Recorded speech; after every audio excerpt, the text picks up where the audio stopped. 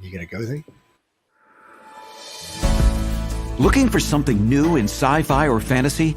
Check out what Brandon Sanderson, Orson Scott Card, Nnedi Okorafor, and others chose as the best news stories of the year in the L. Ron Hubbard Presents Writers of the Future anthology from 24 award-winning authors and illustrators, plus art and writing tips and bonus stories. L. Ron Hubbard Presents Writers of the Future. Buy your copy at galaxypress.com, Amazon, or wherever books are sold. Dun, dun, dun, dun. Oh, wherever books are sold. That's pretty much everywhere these days. Yep. Well, you know what? The internet, people, everything's sold everywhere now. We're going to be talking about the news. We got Martin Shoemaker. He's going to be joining us later in the second hour, probably about 10 or 15 minutes into the second hour. We'll talk about it when he gets on. He's a sci-fi writer. Yeah, you know. Jay likes when I bring geeky sci-fi writers on, so it's Jeffrey would too, but Jeffrey's been doing some weird stuff lately, like I am from the past and you are from the future and she is from the middle. You know, whatever the hell, I'm not sure, but you know. No, whatever. He can do whatever he wants, people. I was just teasing for everybody starts writing to us.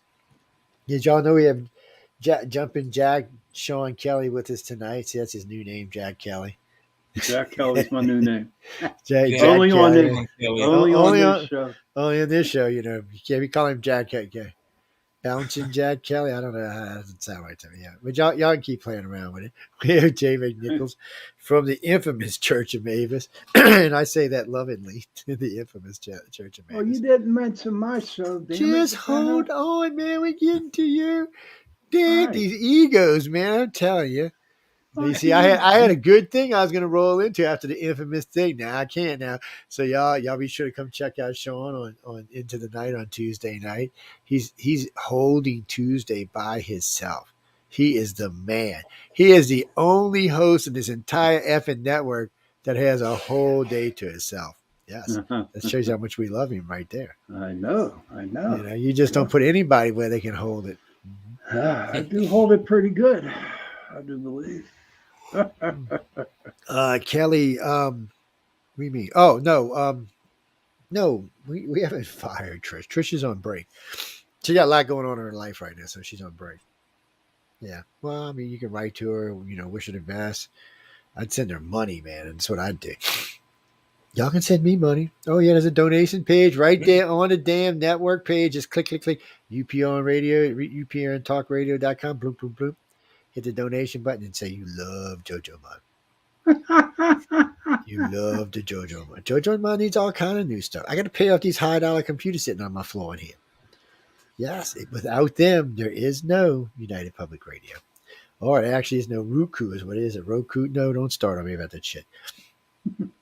Tonight, we're just... So, first off, Biden goes and picks a fight with the Ukrainian leader. Really? Yes. So with Zelensky, yeah. Yeah, he kind of did this to Zelensky today or yesterday, whatever the hell it was.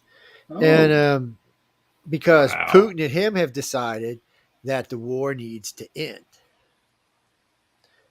So then I hear today that Zelensky went to Sudan and blew up some of Putin's people.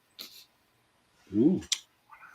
So, you know. In the country of Sudan. In the country of Sudan. Because the drones can only be operated from 9 miles away. Wow. So I'm thinking, you know, don't be stupid. Linsky. Oh, nah, his name's going to go be all fucked up. Beep, beep, beep, beep, beep. Linsky. There we go.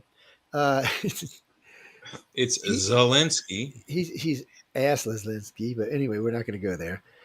You know, guys, he kind of reminds me a little bit of Hitler. But anyway, y'all keep getting me sidetracked here. And, you know, remember, this is why Putin went to war with him in the first place, was because he thought they were doing, you know, Nazi sympathizers. But anyway, he's over there blowing up, what's that guy's name? The one that just got killed recently on the airplane that mysteriously fell out the sky and killed its leader. Yeah. I know who you're talking about. He was in charge of the Wagner group. Yeah, that's so anyway, so they're over there blowing up Wagner people. That's who they're blowing up. And so now, the Sudan army says they don't believe that, but Zelensky's people says it's true. The problem with this is, don't give Putin an excuse to go blow up Poland. All right. So don't go outside of your borders and start taking away people that are helping him in the war. Because if you do, then, in his wacko nutso way of thinking, he can think, well, you know what? They're blowing up our support. Why can't we blow up their support? And their support is much more sophisticated. Poland, England, the United States, Germany.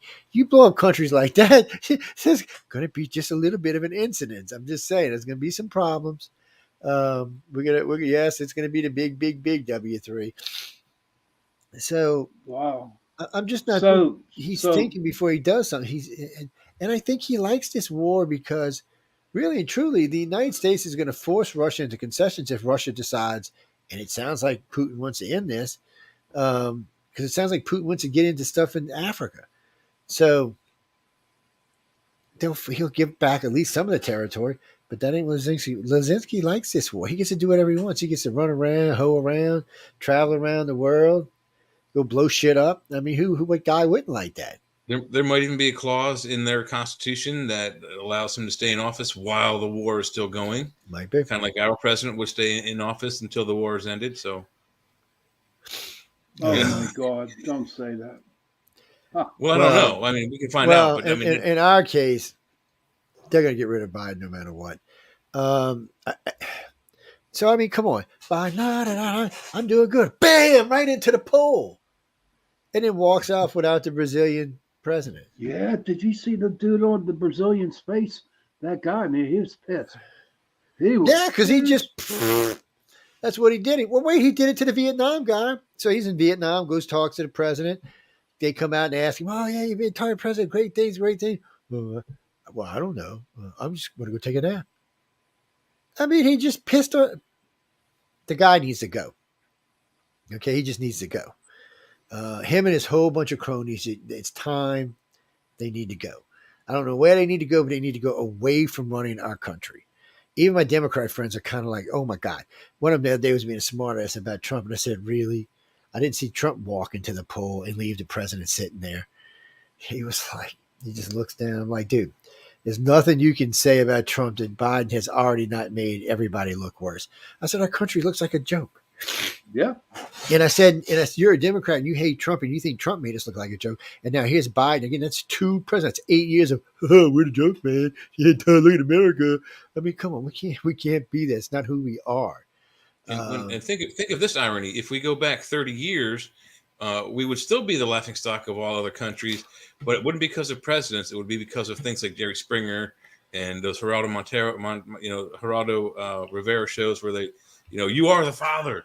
Even Maury Povich got into that whole thing. Yes. So, Biden, now it's gone from the shock TV interviewers, Maury Povich, Geraldo Rivera, and Jerry Springer, and it's now come on to the last three presidents who have been laughing stocks of, well, maybe not Trump as much, but people did make fun of him. They're the ones that are making us look like buffoons. Is there a ghost there, buddy? You have a ghost there? This is my girlfriend dropping something off. Oh, okay. I was just wondering. Well, how about when Trump destroyed that one, was the one female interviewer, and that other chick who was Trump's staff went in front of Congress, and she's claiming that Giuliani was groping her. Come on. And she wrote a book I watched. about it. Yeah, I actually seen that this afternoon. CNN was talking about it. And Giuliani, I gotta say, I don't trust Giuliani. He may have got him a quick fee. I'm not going to rule it out. My problem is like the judge asked her, why'd you take so long to come public? If this was true. And then she said about Eastman, watched it and seen it. And he was like, who? He didn't even know who this chick was. He was like, wait, what? No. And now he's thinking about suing her for bringing his name into it because he didn't know who this chick was. He said, I didn't see anything. I don't even know who this chick is. I mean, so that's a complete embarrassment on her point. It just makes her look like she took an opportunity because of the limelight with Trump and Giuliani to make some money. And that's what it looks like. But you never can rule out that Giuliani's a little pervert and got him a quick fee. I'm not beyond thinking he would do something like that. He just got that cheesy look sometimes. Not always. I mean, sometimes he looks like he's hardcore and straight laced. He is an attorney. But then you know what, dude? I have never met an attorney, not one, that wasn't up in some kind of way. I mean, I just haven't met any. I mean, all of them, whether it's gay, straight, or in between, thinks they're the sexual envy of the world. It's something. I think it's something that goes with the ego of trying to be a good attorney. But I don't know. I wouldn't rule it away out. All I would do is ask her to take a polygraph. People always say, "Well, why don't he have to?" Well, because he's not making the Damn, I can't talk tonight. What the f- is going on? I know. I feel like Biden. Oh shit! I should have never said that. Oh shit! I should have never said that. Oh, anyway. It is Joe Biden Montana. Isn't that your middle name now? Hey! I know where you live. I will send a drone to your damn house, buddy. Send it. Drop a cat on your head. Oh God, yeah. Send it up here with some jambalaya, man. I haven't had it in a long time. It's no, I mean I can't help it, people. I mean, y'all wanted to make fun of Trump. Okay, before anybody starts, I didn't vote for Trump either time. I didn't vote for Hillary. No. And I didn't vote for you know who. No. So my problem is last president I voted for, I don't want to say this out loud, was Obama. His first term, not his second, but I did vote for his first term. I voted for Reagan and Clinton both terms. I like both of them. I voted for Nixon both terms, even though he was, he got in trouble. And if I can remind you, Joe, it wasn't very long after Obama's first term, months in, where you said, I may have regretted my vote. Yes. You actually said that. No, it's true. I was like, uh-oh. And, I wanted to give the guy the chance, come on, he's young guy, young black guy. He's got a lot going on. He really wants to try to change things. Yeah. You got in there and you're like, and then actually after he made like these 5 speeches, I'm like, oh Jesus, he's just repeating the Senate now. So I'm thinking, oh, he's push button. And this ain't going to be good. But now I read an article just today that not Rand Paul, Ted Cruz says that that's who's running the country right now. He said, if you don't believe me, go look at his economics from then and now and the numbers from then and now. You'll see they almost match identically. He said that's who's running the freaking country. And I'm thinking, I hope not, because he did suck as a president. Obama, you're a nice guy, maybe a little pervy. He's still getting paid that $250,000 a year or whatever it is, or $450,000 a year. Yeah, $450, I think it is. So, I mean, his finances are going to continue to go up that amount every year. He's in a boatload of crap right now. I mean, you don't hear nothing. Because he gets in trouble. You don't hear nothing about Michael. You don't hear about him. Yeah. You don't. Well, Michael got a new boyfriend, and they're having their gay love affair. I think Michael and the other dude that they killed over there where they live are having something going on. I believe that, man. I believe that. I wouldn't know what's going on. That's my theory on that. Someone who hit the dinger. Not just saying that's first conspiracy theory for the night. Bing. Okay. No, I mean, the whole family is weird. You never hear nothing about the kids, which is good. You never hear nothing about George Bush's kids either anymore, which is good. And by the way, whoever said that sent me that text. I only voted for baby Bush one time. And the second time around, I felt like we were like, and I did not vote for Daddy Bush. I did not. There was something about Daddy Bush that gave me the EBGBs, man. He reminded me of Darth Cheney. Or I should say Darth Cheney reminded me of him. Cheney ran the freaking presidency. Yeah, and that's why, come on, we called him Darth Cheney for a couple of reasons, but mainly because he's basically running the country. He has a heart attack. They rip out his heart to give him a new one, and I'm back. He was mean. Yeah, and look at his daughter. She's crazy. So, yeah. And, she always says, oh, my daddy always says he backs everything I say, and I'm thinking, Darth Cheney was more like Trump than he was like any of the rest of these clowns. So I can't see why he'd hate Trump other than Trump, picks on his daughter all the time, but she deserves it. She lost her seat over it. Actually, a lot more vocal. He wasn't quite as prolific as Trump, because Trump had, with social media, but he pissed off a lot of people too, just by things he He said. did, because he was an not a evil very bastard. well-liked man. Yeah. No, because he was an evil bastard. And that's another reason we called him Darth Cheney. I mean, everybody was scared of him. And everybody didn't matter what country you lived in. You did not want to. Oh, hi, Mr. Bush. How are you doing? Is Cheney with you? Oh no. Oh, good. We can go out and have dinner. Let's go have some fun. Cheney's with you. Oh yes, sir. What is it you're here for, sir? Oh yes, sir. No problem. Oh yeah, the limousine's waiting. Oh no, papers here already signed. You don't even have to worry about it. We got you straightened out, Mr. President. Power to you, because they knew Cheney would do something nasty to him. Even Iran was scared of Cheney. The only person I've seen any presidents, everybody for some reason either respected Reagan or was scared of Reagan. Yeah. Even though he was crazy. Hey, you know what, Joe? When we were in the service, Reagan gave us 2 pay raises. Yes, well, Reagan was a cool president in a lot of ways. Yeah. He did things that normal presidents didn't do, and he had fun, and he did good for the world. He could have done a little better for the economy, but still, he did all right. And he let dickhead take over and screw it up even more than Clinton. But when Clinton came in, Clinton had a lot to cut because Reagan had spent a lot of money, especially on the military. He had spent a lot of money. And some of it was wasted, $15,000 toilet seats and $5,000 hammers and things like that. That also happened under Clinton's reign too.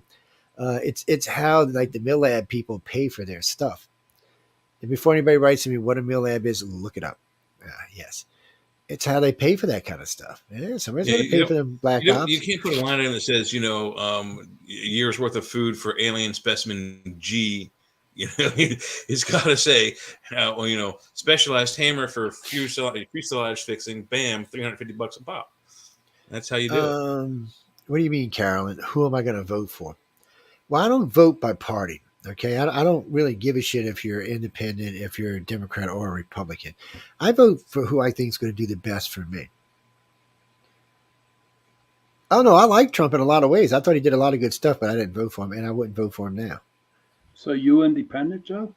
I'm a centralist would be a better way to say it. Yeah.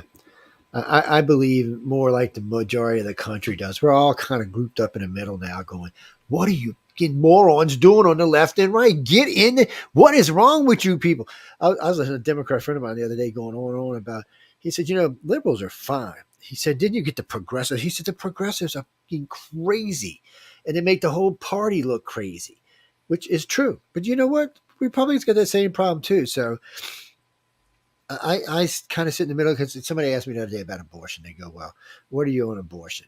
I said, well, I'm not anti-abortion. I said, but I don't think it should be used as birth control either. So I am in the middle on this. I don't, you shouldn't get 5 and 10 births. No, that's murder. I mean, that's ridiculous. After the first or second time, I think if you haven't learned your lesson, then you should just raise the kid and find out what it is to have a child. And I know sometimes that's putting it on the kid, but still, man, because some of these people, and I hate to say this aloud, but some of these people that have abortions, really, the kid's probably better off. It's either going to be raised by a complete crackhead, dopehead, fiendhead, or in some orphanage where God knows what's going to happen. No, not all orphanages are bad. Before anybody writes to me, but they're going to write to you, Joe, right? But even if it's not the orphanage, write to Jack Kelly. Foster care can be very trying for a child. So I mean, it's not just the whole system is not child friendly. It really isn't. Oh no! I feel no. We gotta save the children, guys. We gotta save them children. What children? Them Z-Jenners? Shit, just nuke them. Oh my God, that's a wasted generation. They are just in the head, man. Every generation has its war, and every war needs them outside. They wouldn't know what to do with themselves. But Joe, every generation has its wars, and every war needs cannon fodder. So there you go. Yeah, we got a lot there. I mean, look, put them on the front lines and say go. They'd be out there with that way. They'd be bombing them. They'd be out there with their cell phone. Wait. How do you evade a bomb coming down? Oh, boom! It's too late. Why do I hate the Z-Jenners? I don't hate the Z-Jenners. I remember hearing my grandparents and all bitch about other generations, not mine, because my generation's cool, but it's still, it's other generations, it's just, Well, it's like the X Geners. They call themselves the last feral generation, meaning that they had to go outside. They, my mom would say shit like, "Oh, it's morning. Did you watch a cartoon? Yeah, get out. Not where you going, son. Not what you're doing. Get out. No, I'm shit. No shit. That was out." And then if I got They hungry, didn't come care where. They sneak just in. said outside. Just go Yeah, and outside. I then don't care I'd what you do. sneak back in around lunch and steal something to eat, and then poof, I was gone. And then and I was gone until dark. And as I got older, I was gone, later. But no, I mean we rode bikes everywhere we went. I did get a car. I got my first car at 15, but it was different back then. You could get cars at 15. Today, Yeah. not so much. In most places, you can't even get a learner's permit until you're 16 or 17. So, Yeah. and then you got to wait another year before you get your driver's license. That's a little different, but also, and I hate to say this, gas was only like 29 cents a gallon when I started. Yes. Yes. I was like, yes. I had this big V8 hog. Whoa, this thing, I'm not kidding. You could actually watch the needle go. Yeah, I've seen cars like that. It was a polluting hog of a shit machine. I'm with y'all on that. Look, on ZJs, I'm with y'all on that. That thing should have been put down to death early on. It was horrible with gas. I think it got 6 miles to the gallon on a good day. 4 miles when I was like, whoop, whoop. Yeah, it had a 44-gallon tank on. It was insane. Oh, yes. But they had some that were better, fuel efficient, and ran better. We didn't have we had carburetors back then. Yeah. I don't know what a carburetor is. I had my car had 2 carburetors on it. Yeah. But for a lot of you X-Geners, for a lot of you millennials, y'all don't know what a carburetor is. Half of them don't even know how to change a tire. I was lucky. I had a pretty fuel efficient car back then. I had a Morris Garage Motor Cars Model B, and I probably got somewhere between in the city to 24 to 27 miles a gallon. Back in the 80s, that's a lot of gas mileage. Yeah. Oh yeah. It was only 8 cents a gallon back then. The best car I ever had was a '73 Chevy Impala. Oh, Impala's nice. I have one. Nice. That was a nice tank, man. That was a. I found my father's Impala. Oh wow. His was white. His was white and had a white. Mine was white too. 67. He had a 67, and I remember being able to stand up. I was 6 years old. I could stand up on the front seat and not touch the headliner. And it was one of those first years when they had over-the-shoulder harnesses attached to the headliner. No, we never. You had to manually put the shoulder belt on those models. Dude, never. There was no seatbelts in the cars at all. There wasn't. Just some little straps that went around your waist. And then you throw all your kids in the back of the pickup, not knowing if they're going to be like falling out and shit. Like, that was the days, man. That was great. So I remember piling in a pickup truck in wintertime. We were going to Fuddruckers to get hamburgers. Everybody back there freezing their ass off doing 90 on interstate. Yes, people, I'm telling you, that's why they say last feral generation. Y'all don't understand. See, you millennials and you Z-Gens got easy, man. There was no, I can't go outside. I'll get sunburned. Oh, I got to have my cell phone. No, there was none of that cell phone. I have a sun allergy. We didn't have a cell phone. We didn't know what the hell a cell phone was. We didn't even know what a pager was. Millennials, they're the ones that don't know how to use rotary phones, right? Yeah, they don't either. Yeah, they'd be confused how to use them. They have to look it up on They're the like, YouTube. what is this? Yeah. I mean, really and truly, the X-Geners are the last generation to experience that kind of life. The millennials started getting a different kind of life. They were really the computer generation. They're the ones that grew up on the internet, grew up in a lot of stuff. The Z-Geners are just a product of the freaking millennials. So what do you expect? And no, look, Z-Geners, I got faith in 40 years from now, y'all turn into something good. And you get to do that. My parents had to grow up earlier because of the type of life they lived. My dad was born in 1911, so he had to grow up earlier. And each progressive generation, I didn't have to grow up as fast, but then my dad died at 16, so I didn't have a choice. I had to grow up fast. But, but the other generations, the millennials and the Zs can take it easy. I mean, most millennials didn't leave home till 35. Figure that one out. And for a long time, the millennials were living at home. More than 60% of them were. Well, and that's also kind of the European model. If you look at European families, their children stay in the house 32, 35, 40 years old. Sometimes, even if they're not married, they might go out on their own. But for the most part, until they're married, they stay with their parents, unless they move to another city for a job that's pays more. They stay with their family for 35, 40 years. Jacqueline, my son stayed at home till he was 26. Then he moved out for a while. I think he moved out till he was like 30, and then he moved home for 2 years. And when he met his girlfriend, he moved out, and now he's married and living in New Orleans. No, I live on the Gulf Coast. Technically, I live in Mississippi. I'm 20 minutes inside of Mississippi. Yeah, I live on the Gulf of Mexico. That's where I live. Mahali Bayou, and then the Gulf of Mexico. That's my backyard.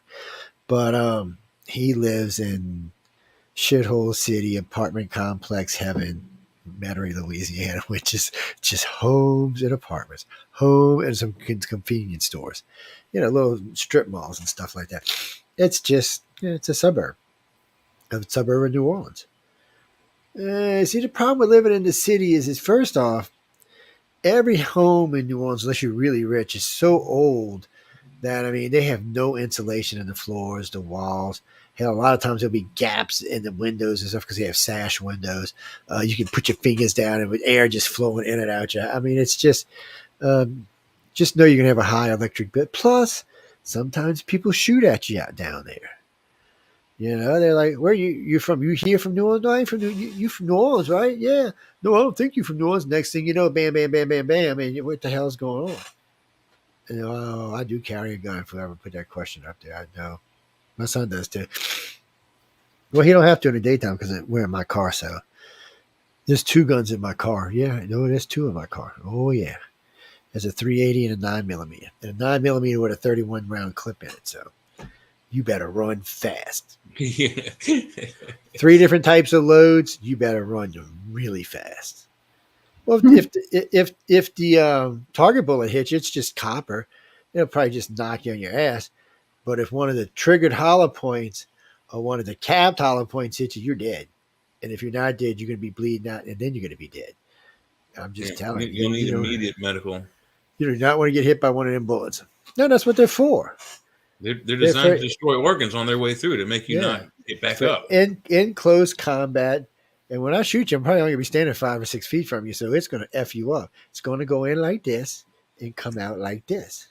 And God knows what it's going to be carrying with it when it comes out. Yeah. Your liver, your spleen, your heart. And the triggered one splits in half. Well, actually splits into about 18 pieces. We used to have ones that were mercury filled, but they outlawed them. Yeah, you could get a hollow point and fill it with mercury and cap it with wax and or plastic, whichever way you wanted to. And that way, if they were hollow points, you'd shoot somebody, bam, and they were dead. If you remember the movie Jaws, Roy Scheider does that. He puts cyanide in the hollow point of his bullets and then covers it with wax, a high heat resistant wax, so that when it penetrates the shark's skin, it'll poison it. So there's all kinds of tricks you can do with that. But I have the That's black illegal, Talon. people. You remember the black Black Talons? Talons are badass. Yeah, I've got those in my gun, in my 9mm, and those, if I'm not mistaken, when they did the ballistics test on those, they created like a 16 or 17-inch wound cavity. My arm is 14 inches from here to here, 14 inches. And that makes a bigger hole than that going through you. So that disrupts every organ in your body. So if you get hit once, you're not getting back up. Well, people, the talons split open, but they're also they're razor sharp. Razor sharp. They will go through non-plated Kevlar. So if you don't have any trauma plates, you just have the Kevlar jacket, it will penetrate it. That's why they call them cop killers. Jack.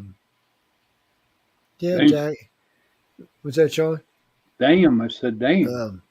Well, when we were kids, you could still get armor piercing bullets. I don't think you can anymore. You can't, not without a police license or a special military certificate. Now we used to get tracers and go out and we go get a 5-gallon bucket of gasoline because most people think you shoot gas, it's going to explode. It's not. People, you can shoot bullets through gasoline all day long. It's not. But if you put a tracer around it and shoot that, it will catch on fire. It'll ignite then. Well, you know what? I've seen people drop matches into gas before. Yeah. So gasoline. You be the dumbass and do that. Here's the problem. If you know the properties of gasoline, you can be safe around it. So the liquid gasoline requires a spark. Yeah. To catch on fire. Spark, not an open flame. The gas from gasoline, like the vapors from it, requires an open flame. Which This is why they don't like you to smoke near gasoline pump stations, because you're basically holding a burning ember, and that's enough to cause those fumes to explode. Mm-hmm. Yeah. Well, we had to learn it because we used to fill jets with JP4, JP5, JP. That stunk. That was nasty smell. Who was it? Shh. Well, It was. one of those were for prop planes, and one of those was high performance jets. And then we had a specialty fuel. They had it labeled something else, I don't remember, but it was a specialty fuel for like the F-18s and stuff like that. But it was, what's weird about it though? It just didn't explode. You could probably light a flame around it, and probably still wouldn't go off. But once it got in that jet turbine, it got to going, it got to a certain heat, which I think was over 500. I think it was 500 Fahrenheit. Then it ignited, and then the shit burned super hot. Which is what kind of amazed me about that particular type of fuel. 911 happened, and everyone thought, "Oh, there's no way that fire can get hot enough to melt those girders." Yeah. Well, it wasn't just that fire. It was that those planes' wings had just been filled. They just took off. They had full gasoline tanks on board, and the gasoline tanks on airplanes are the wings. Oh yeah. Think about those jumbo jet airplanes full of JP 1, 2, 3, 4, whatever. They crash into those buildings and immediately ignite. That's enough heat to cause. I think the JP5 burns at 800 degrees Fahrenheit. Now, people, well, that wasn't enough to melt the metal. That's true. It's not. But there's no material in there. Burning as it's stocked into the elevator shafts and stuff like that, continuously burning then it is. So yeah, for 5 or 10 minutes, 800 degrees is not. But as it's sitting there and other things are heating up, the metal's starting to give off heat. Other things that are fire giving off heat. All those other things in there. Drywall is on fire. So the rugs next are on fire. thing The rugs are synthetic materials. Yeah. So next thing you know, you're at 1,500 degrees and it's getting to the point, boom. And then it's just one of those things. Well, guys, I've melted metal. Okay.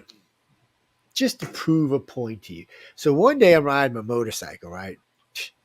And I broke the little piece in the back that controls the brake system on, and it was leaving me stuck where I was.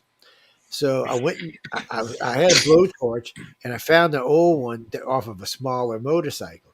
So I needed to make the hole in it bigger. So I had this torch and I had this thing, and I was and then I'd stick a little piece in there and try to widen it, and then the torch ran out on me. I was like, son of a bitch. So I got me some coals, and I got made a little funnel for the coals so that I could blow the heat. And I did it that way. I had that thing glowing white in no time. Took the little piece, put it in there, made it to the size I wanted, put it in the water, cooled it off, put it on the motorcycle. It worked perfectly. And all I used was embers, some coals, just regular old coals, and a blow box to make them super hot and keep the heat going. And it was plenty hot enough to melt that steel. And that's strength in steel because it's on a bike. It has to be because, it's on the brake system. I'm just saying, people. And, think about it. It takes, I think it's 2,000 degrees to disintegrate human bones. So, we've been burning people. I'm not talking about when they put you in the infernos. I'm talking about when they put you out like the Vikings and still no bone left. So they managed to get out of wood 2,000 degree fires. You figure it out. So there's no doubt that the fire inside those buildings were plenty enough to melt them girders. People call me all the time and argue with me or write to me and argue with me about all seven buildings. I was like, well, 7, it was 11. I said, the problem for all this was, I said, I would have had a problem with all of this if there wouldn't have been the part underneath that was connected to all the buildings. Then I would have had more of a problem. But after they walked through the underground network and I realized all that heat was being pushed down, they had all those girders across all those buildings were being superheated. And it's worse than that because it was at the bottom. So the full weight of the building was pushing down on the heated girders. It was just a matter of time they were going to give. Because concrete, people, believe it or not, concrete when it gets hot enough, it breaks. And then the rebar inside melts. And then the building collapses. It's not what y'all think it is. People tell me all the time, well, concrete is fireproof. I'm like, man, who told you that bullshit? Not even close. I said, there's a butcher. Roman concrete might have been, but maybe our Roman. But ours not. And if you don't trust me, believe me, people, you can look it up for yourselves. But you see all the time rigs in the highway get knocked over, oil rig or diesel rig or gas rig, and it'll blow up, and they have to come out and remove the concrete and put new concrete in. Yes. Well, when it gets so hot that the actual rebarb inside of it melts, and then the concrete cracks, and it's create a giant pothole at some point. It's just not useful anymore. Also, all that gasoline that doesn't burn off is soaked into that section of concrete. And what happens when the next time it rains? All those oils come to the surface. You have skids, you have accidents in that exact area because of all the gas and oil that's inside the pavement. Yeah, this old guy, about 10 years ago, he was arguing with me about driving it in the rain. I said, "Look, dude," I said, "it's always most dangerous when it first rains." He said, "Oh no," and he's going on telling me why. He said, "Well, why do you think that?" I said, "I don't think that's fact." I said, "When it first starts to rain, all the oil in the highway loosens up and it makes it slick. After it's rained for a while, it pushes the oils off the road so that the roads are not slick anymore. It's just a common thing. It doesn't matter where you drive, what state, what country. It's just how it works. And places like here, where we have asphalt highways that get super hot in the summertime, they will actually sweat sometimes and create oil on top of the highway. And it's already dangerous enough. And if it starts to rain mixed with that oil, well, Jesus Christ, people. It's like driving in snow for us poor Southerners. It's like on ice, the clown actually. cars on the highway. You ever seen those clown cars? They do all kinds of 360s. That's what happens on the highway. Clown cars. It is. It's like driving for ice for Southerners because we don't get to experience ice much. So we have every now and then. So my first year owning this house, we got snowed in. Yeah, I'm thinking, what? I've been living in New Orleans for God can't even say how many thousands of years. In 50 years, it only rained 4 times. I mean, it only snowed 4 times. That's it. And and for y'all people, it's not even snow. It's just little, maybe that much. What we call it. That's not even snow. That's what I'm saying. For anybody who lives. Anybody who lives at the Mason-Dixon line or up, this is not even a real snow for y'all. Y'all are like, that's not snow. It's like when we laugh at y'all when you get a Category 1 hurricane. We're like, that's not a hurricane. But it's the same kind of thing. But, we're not used to ice. So we're used to ice in the winter, like bridges icing up. But they're not real big and they're not real long. And the really big bridges, if they ice, they close them. So all of a sudden, I'm listening to the radio. The guy said, there's 2 bridges right here by my house. They closed both of them. And it was so funny for 9 days, we watched the cops try to go up the bridge and just slide back down. They woo, woo, woo, woo, woo, woo, just punching it. They get up a little ways and come twisting back down. It's because y'all don't have this super new technology that we have up here in the north. They're called snow tires. Yes. Yeah, no, but see, even here, so it's well, no, you can't be using. Well, I guess on the ice you can. You can use chains, Joe. We ain't put no change in my car. You beat my car with no damn chains. So it didn't matter anyway because the way they had it set up is so where we live, you had to go out the back way to get on the beach and cruise that way. Now going east, I could go almost as far as I wanted, but going back to New Orleans, you couldn't. There was no way to get back to New Orleans without crossing a bridge for almost 100 miles in each direction. So you were stuck. You weren't going anywhere. Interstate bridges were closed. All the bridges above interstate were closed. Then all those rivers and stuff that you have to cross to get into New Orleans, they were closed. So it was just, well, what can you do? We're stuck. And then I got pictures there on my Facebook page. I had icicles hanging off my house. Like, you can't even get them in the screen. I've seen those pictures. Yeah, they were anywhere from 18 inches to 24 inches long. I'm like, this is the South, people. What the hell is this? Armageddon is upon you. It just got cold. We were in the teens, 14, 16, 18, 12. Oh, my God. That's heat for us, Jay. That's what I'm saying. So that's heat. And so for us. Last year, Joe, we had here in Waynesboro, it's probably worse for Sean you're in Pittsburgh, yeah? Yeah.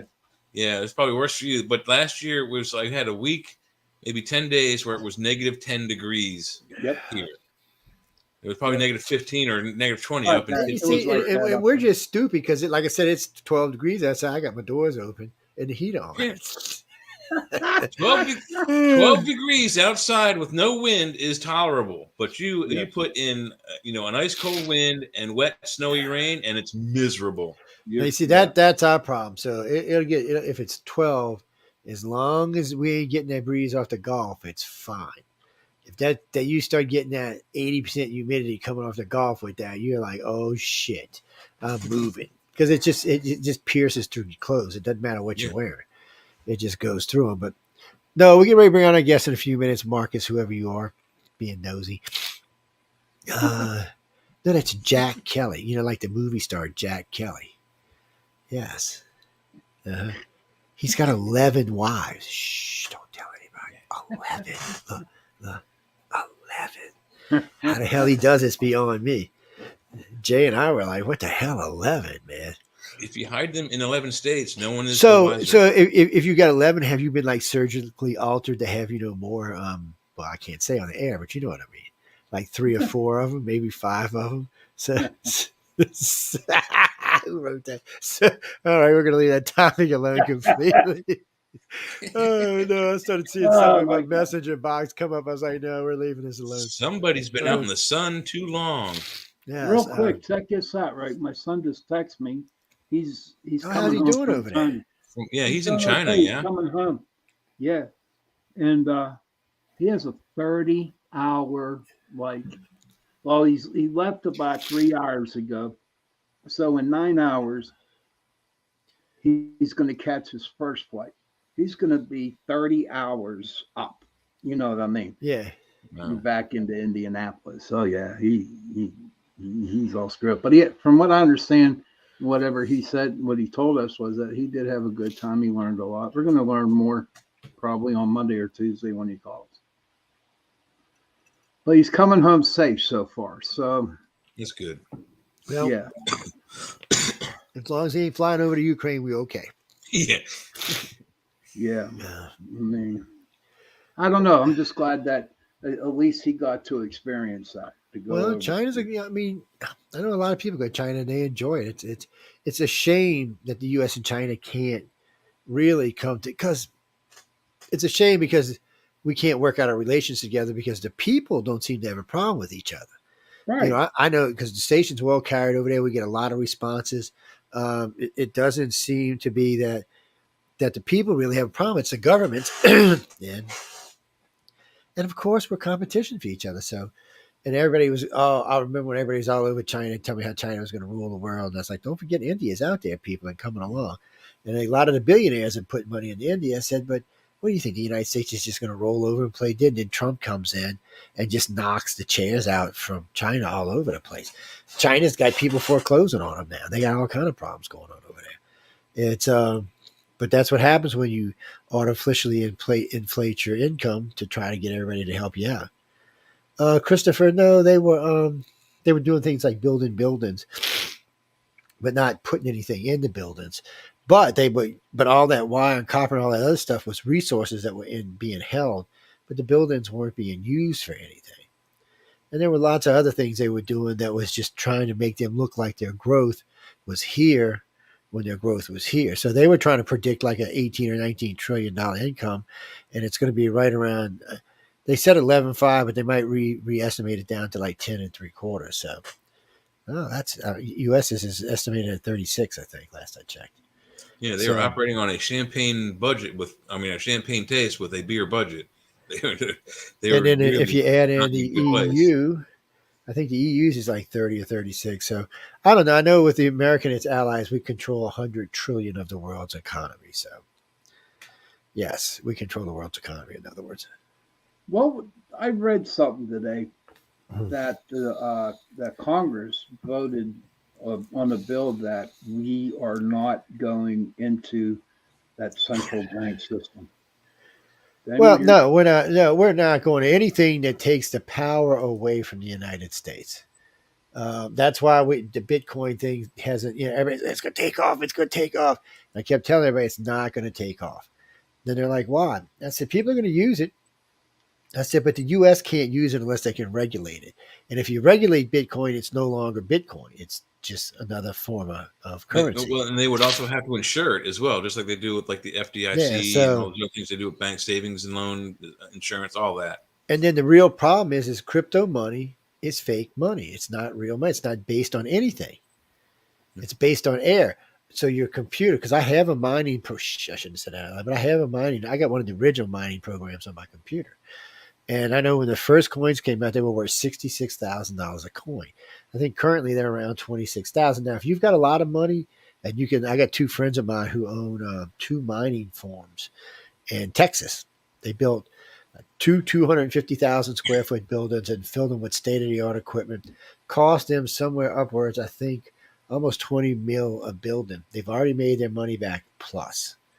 Currently, they're making each building brings a profit of about I think he said $8.8 million a month, and growing. Well, But see, they're flooding the market with Bitcoin. Eventually, other operators like that are going to come in and they're going to just flood. It's not going to be worth anything. It'll end up being worth chump change. And I keep just a little $100 portfolio on one of my apps. And when I bought them in a couple of weeks ago, it was 100. Now it's at 89. It goes up and down, but it has never got back to the 100 I originally put into it. It's an experiment for a friend of mine who's driving me crazy. It's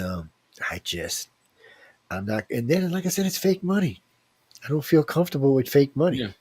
And the other thing that it's not backed by anything, the number one, but if it crashes like the stock market crashes do, it's only going to hurt a certain amount of people that have bought into it. Yeah. So, if we have a stock market crash with our actual country currency, it hurts the whole country. But right.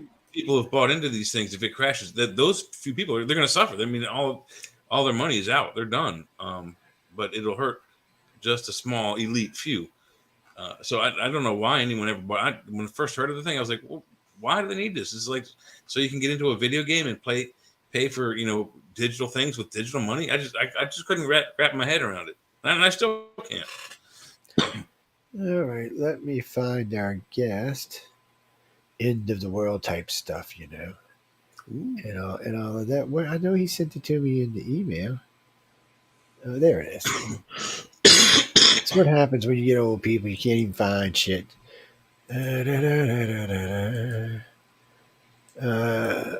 Well, something about his last name is driving me crazy. Levy Shoemaker, wasn't that a comment or something? Shoemaker, no, it wasn't. Shoemaker Levy or something. Wasn't that what it was? It was a horse. I think it was a horse or a driver or. I don't know what the hell it was. It's making me crazy though. Shoemaker Levy was a comet discovered by two space scientists, but okay, hopefully, yeah, it might be, but okay, hopefully he gets that without any much of a problem. While we're sitting here, comments. I have ended the world with one swift stroke. Hi, Phoenix. Phoenix, how are you? What? There's a guy named is Chris Phoenix. It's like, Phoenix, how are you? Oh, hi, Phoenix. I was just being nice and saying hello. Let's see, messenger. Guys, it's hard to pick on him all the time. I mean, it's just. I start to just feel bad after a while. I mean, the guy is just pathetic. It's Uncle Biden. Oh. I just, after a while, you're kind of like, how many more times can you just F things up? Huge blow for Putin as American hands Lazinski devastating wonder weapon. What? What do we do now? Biden, so you go tell him to F himself and then you give him a wonder weapon? And what kind of wonder weapon are we talking about? Missile strikes hits. Wait a minute. Didn't you say last show or a couple of shows ago that they were going to take off the rail guns off the Zoom wall? Yeah. Oh man. I hope he ain't gave them them. We don't want nobody to get their fingers on those, man. Those are devastating. I mean, that's like a nuclear weapon, basically. I know. Without the radiation, that makes it nice. Japan has them on their ship. Japan. They got them on. Yeah, on all their ships. And Chris wants to know, where is Michelle and Amelia? Oh, they had their show came up on automatic on Roku between this and the Church of Mavis. They are being themselves somewhere. Yeah, that was a repeat. You probably saw. They're we're not sexy enough for you? Yeah, that's what I was wondering. Yeah. I mean, I'm feeling kind of slighted here now, man. Come on. Dude, I got some man boobs there. Yeah. Church of Mavis is the show I'm on just before this show here at 8:00. Yes, Church of Mavis. You know Mavis. Y'all know who Mavis is? Jeffrey Pritchard. That's who Mavis is. We got a guest with us. We're going to bring him in just a minute, but I don't know. I guess, like I said, I feel almost like I'm kicking a kid that's laying on the ground or something. It's just rough. Find an alien life when you wrote, but just became very likely. Yeah, I could have. Anyway, we're gonna leave that alone. Yeah. Well, Mark Garland. The same thing about Enceladus too. Mark Garland. Hunter lies blow up yet again by IRS. Was oh Jesus. Did they ever? Hey, by the way, before we bring on a guest, whatever happened to that F-35 that the guy jumped out of it and it kept flying? Did we retrieve that jet? Or did Russia get that jet? I mean, what happened? That's an F-35 just flying around the sky. What the hell happened to it? Was it loaded? I mean, I could never find anything else in the story. Well, maybe they have some sort of autopilot return kind of thing. If the pilot has to eject, if the aircraft is still capable of flying back, maybe it homes in on its base station and goes back there. I don't know. That'd be kind of cool. But if you remember, that's not out of realm. I mean, there's science fiction spaceships have done that all the time. You've seen it in Star Wars. You've seen it in The Last Starfighter. Maybe Martin might have an answer for us, Joe. I don't know, but I mean, the thing, he abandoned his jet. I mean, it's first off, this isn't a cheap jet. It's highly just sophisticated, and then all of a sudden, it don't crash. It keeps flying. It reminds me of, what was that movie, Broken Arrow? That's what it reminds me of. Anyway, guys, we're going to bring in our guest right now. What was that, Curtis? No. We have a guest now. Yes, Martin Shoemaker. He's one of the winners from the Writers of the Future contest. He's an author, and we're going to let him come in and talk a little bit about himself in just a second. He's not at the Pentagon. I'm sorry. I shouldn't have read that. Martin, welcome to the show, man. I'm sorry. I just read something on the screen I shouldn't have read. Hi, Martin. Hi. Welcome, Martin. Glad to be here. Glad of the opportunity. How you doing tonight? Pretty good. I'm feeling a little bit bedraggled because you're catching me pretty late at night. I'd have been probably asleep by now, but never pass up the chance to talk to Joe. No, it's yeah, I told him, because we have a new show starting. It's just going to be strictly for authors and illustrators. It's actually going to air. It's going to air on a Tuesday, probably before this man's show right here. So it'll either be 6 or 7, so it won't be near as late as this one is. This one we're usually doing a lot of news on. That's why we make it kind of late, because you never know what's going to come out of Jay or Jack's mouth up there. So you see me, I'm all sweet, innocent, like, so we don't have to worry about me, man. But that Jack Kelly guy, whew, man. That's me. That's why he's got an alias. Somebody asked me just a little while ago, why does Sean have an alias tonight? What's going on? Martin, tell me a little bit about yourself. I mean, first off, I always ask this question. I know I've asked you this before, but new audience. What made you submit to Writers of the Future? What was it? I mean, I'm going to win. And what made you think you were going to win? Because you had to think you're going to win if you're going to submit. I'm the one that many other entrants hate, because I submitted almost randomly. I had been trying to build a writing career all my life, and I had no persistence. I'd get a rejection and I'd give up. Yeah, well, that's not uncommon. When I was 47, I stopped giving up a little bit. I started trying to try just a little harder, partly because it was easier by then. You could send things in via email or online submissions. True. And so I could try a few more times, and I still was almost ready to give up. And Writers of Future judge Dean Wesley Smith had talked about the contest. And Jerry Purnell and Larry Niven also had talked about the contest. But Dean really made me understand it. And so when I was literally on my last submission, I'm going to submit this, and then I'm going to go back to writing code, because I'm good at writing code. So my last code's good money. I gave up was the Writers of the Future. And I literally forgot about it. 3 months later, I get a phone call saying that my story was a finalist. And I was so new to the contest, I didn't even realize what that meant.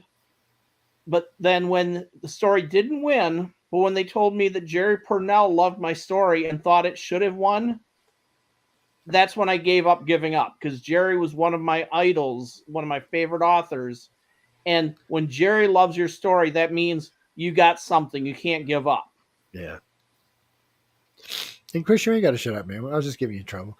It's a hey, what you hanging? Thank See, As we have those all the time. Named for Larry Niven, and his brother over here is named for Jerry Purnell.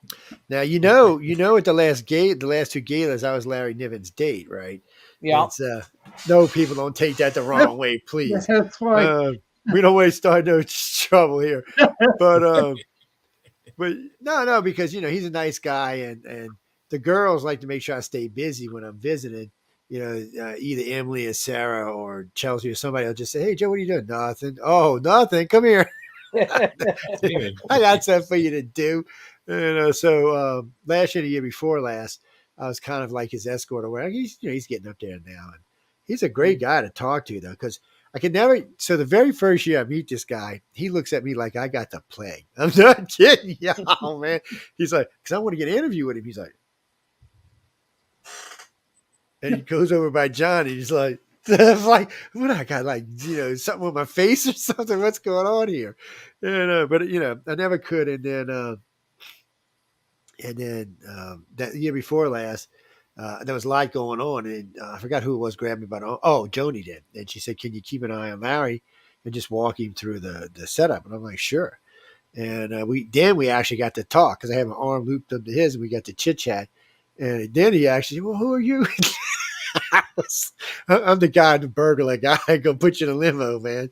Oh, he was a lot of fun to talk to. He really was, though. He's got a lot of great stories. He's like, he's got a lot of great stories. He reminds me of Larry Elmore, because Larry's got another one that's got a lot of great stories. Yeah. And I mean, one's Arthur, one's illustrated, but still, both of them are a wealth of stories. Well, people, this is Writers of the Future we're talking about, and Martin's one of the winners. And it's you just the people you meet here, you're just not going to meet anywhere else. I can't put it like Dean Leslie Smith. Dean is a very ambitious gentleman, and he's really got his stuff together, and he stays busy.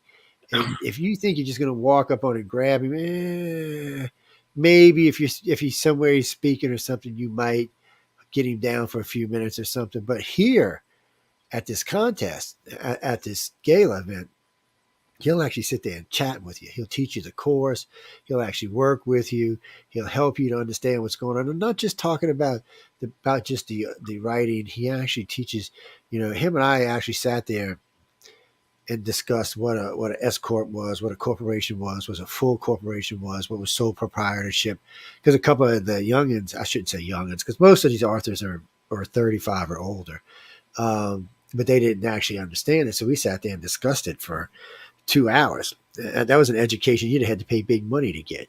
And then after that, he was telling them how to do this, or what's a better way to approach this. Because Dean can write. I mean, he's a prolific writer. He's just, I don't know how he does what he does. He reminds me of Nick Redfern, who Nick writes 9 to 5, 5 days a week. Yeah. And he turns out a book every week. He's diverse in many, many topics as well. Yes. I mean, he is. He's amazing. So he's the same way. So I know you like to write some sci-fi, but what is your favorite genre to write in? Well, first off, what was your genre you won in? I should ask you first. I fortunately won with what really is my favorite, although I've gotten distracted away from it recently. Of near future, near space, hard science fiction, stuff in the vein of The Martian.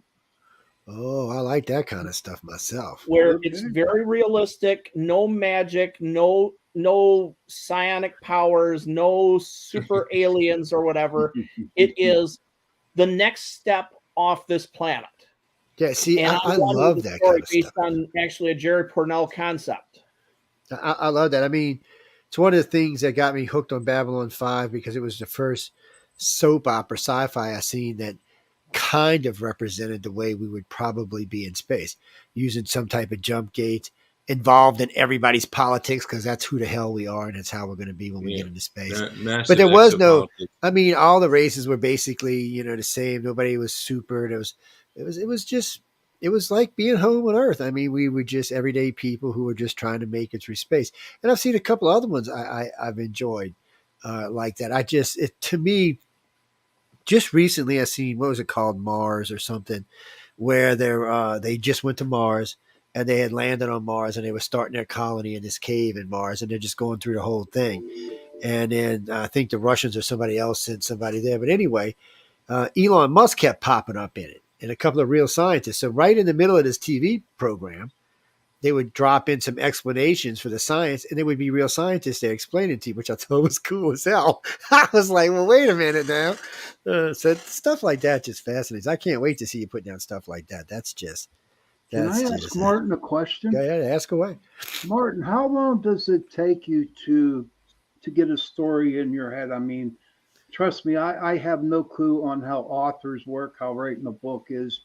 What do you actually do in order to start writing a book or writing a story? Do you do a lot of research? Do you just use what you know?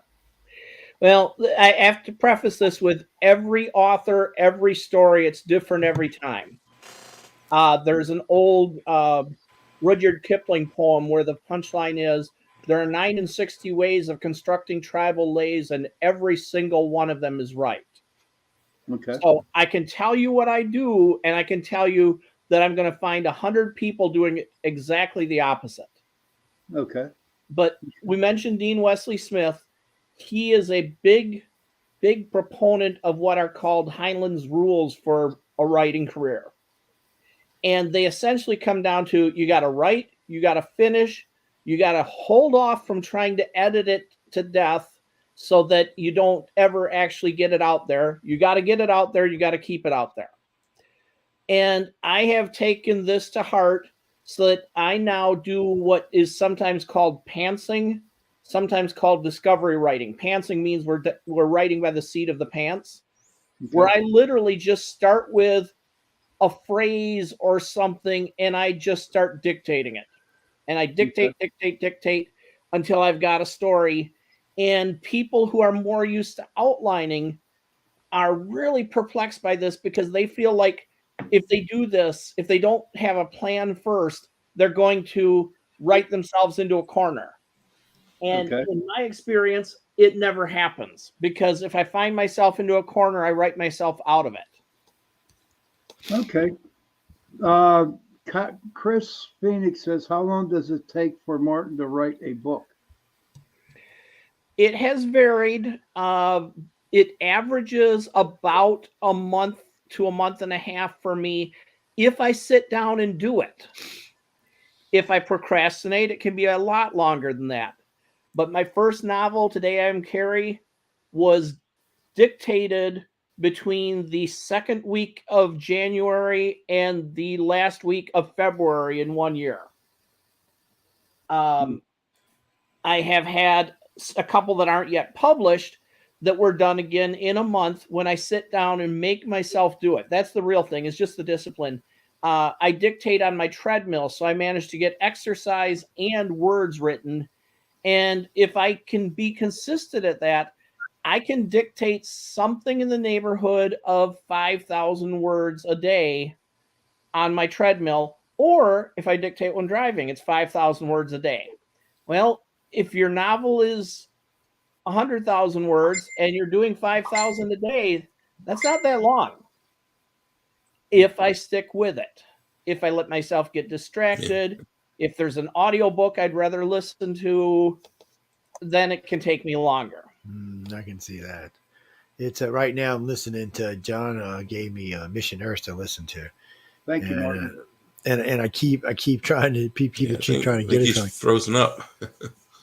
No, we got him, Martin. You still there, right? You I'm didn't freeze. frozen. No, he's frozen. Jay's frozen. Oh, Jay was frozen. Jay, don't be frozen. Let's use some internet. There he goes. Internet. It's Yep, I'm frozen. Yes, you have been probed by extraterrestrials, and but he has me listening to Mission Earth. I think I'm on. This thing is huge. I mean, I play Battlefield Earth for them every year between Christmas, the week before Christmas and the week before New Year's. It's 48 hours, I think. It's huge. And then of course I play War of the Worlds because I can't help myself. I love playing War of the Worlds, the original, only the original. And people, I've had people write into me and say, I can actually understand why they thought this was real listening to the original version because it's the original version with its commercials and it's analog, the whole bunch of it. It's even got its damn, because it was poor radio quality back then. Was kind of great. It was a lot of fun though. But this Mission Earth is huge. Just this thing, I think it's 10 books. It's I gotta say, y'all can buy the books. You just can't get the audio now, but you can go buy the books. I'm listening to the audio. What's his name is doing the voice? He was just on this show a couple weeks ago. Damn, Jim Meskimen. Jim Meskimen. He's doing really? he's doing Soltar Grease. That's the protagonist in the thing. This guy is such an ass loser. It's not even funny, man. I can't talk about this guy because, I mean, he is the epitome of every loser you can think of rolled up into one guy. And he thinks he's so damn smart. It's just kind of funny at the time. But there's a lot of good stuff in it. And they were on their home world. Now they're on Earth. But it's fun to listen to. It's got a lot of weirdness in it, too. It's something you'd expect from Elron. But yes. So you what's next? Another novel? Something good? Something near? Oh man, come on! If you get something near sci-fi Earth, I mean near future, you got to send it to me. Well, wait, which book? Somebody just asked me which book. Can you see these? I don't know if you can see them or not. Hold on. I don't know. Let's see if you. There they are. There they are. Somebody was asking me which one of these books were you in. I know people, so. I was in number 31. Dun, dun, dun, dun, dun, dun, dun, dun, dun, dun, dun. This one right here. If you buy the set, you can get all 10 of them from 30 to 39. They got them on sale only on the network. You can't get them anywhere else for $120. They're on sale with us, so you can get them. And I have read most of these just because they're short. What I do is 39 I could cheat because it's an audio book, but the rest of them you actually got to read. So anytime we got to fly, I'll usually read the ones for the events first, and then they sent me all kind of them. So they're all over the place. Actually, here you are again, right here, 31. Matter of fact, let's see if we can do this without pissing the alien head off. Hey, Chris, real quick while Joe does that. I'm not Chris, Martin. Since I don't know Mr. Shoemaker's work, which one should I start with? It really depends on your preference. My first novel, I am very proud of. It is not my typical work, but it's really, really something that meant a lot to me, called Today I Am Carrie. It's a story of 4 generations of a family as told by the android they adopt. So it's not a far-flung space mission. It is a domestic story about this android learning about humanity by taking care of an Alzheimer's patient and then becoming part of her family after she passes. And so you have to be, I mean, there is one gunshot in the entire book. So it's published by Baen Books, known for their military science fiction. But this one isn't military. It's family domestic struggles.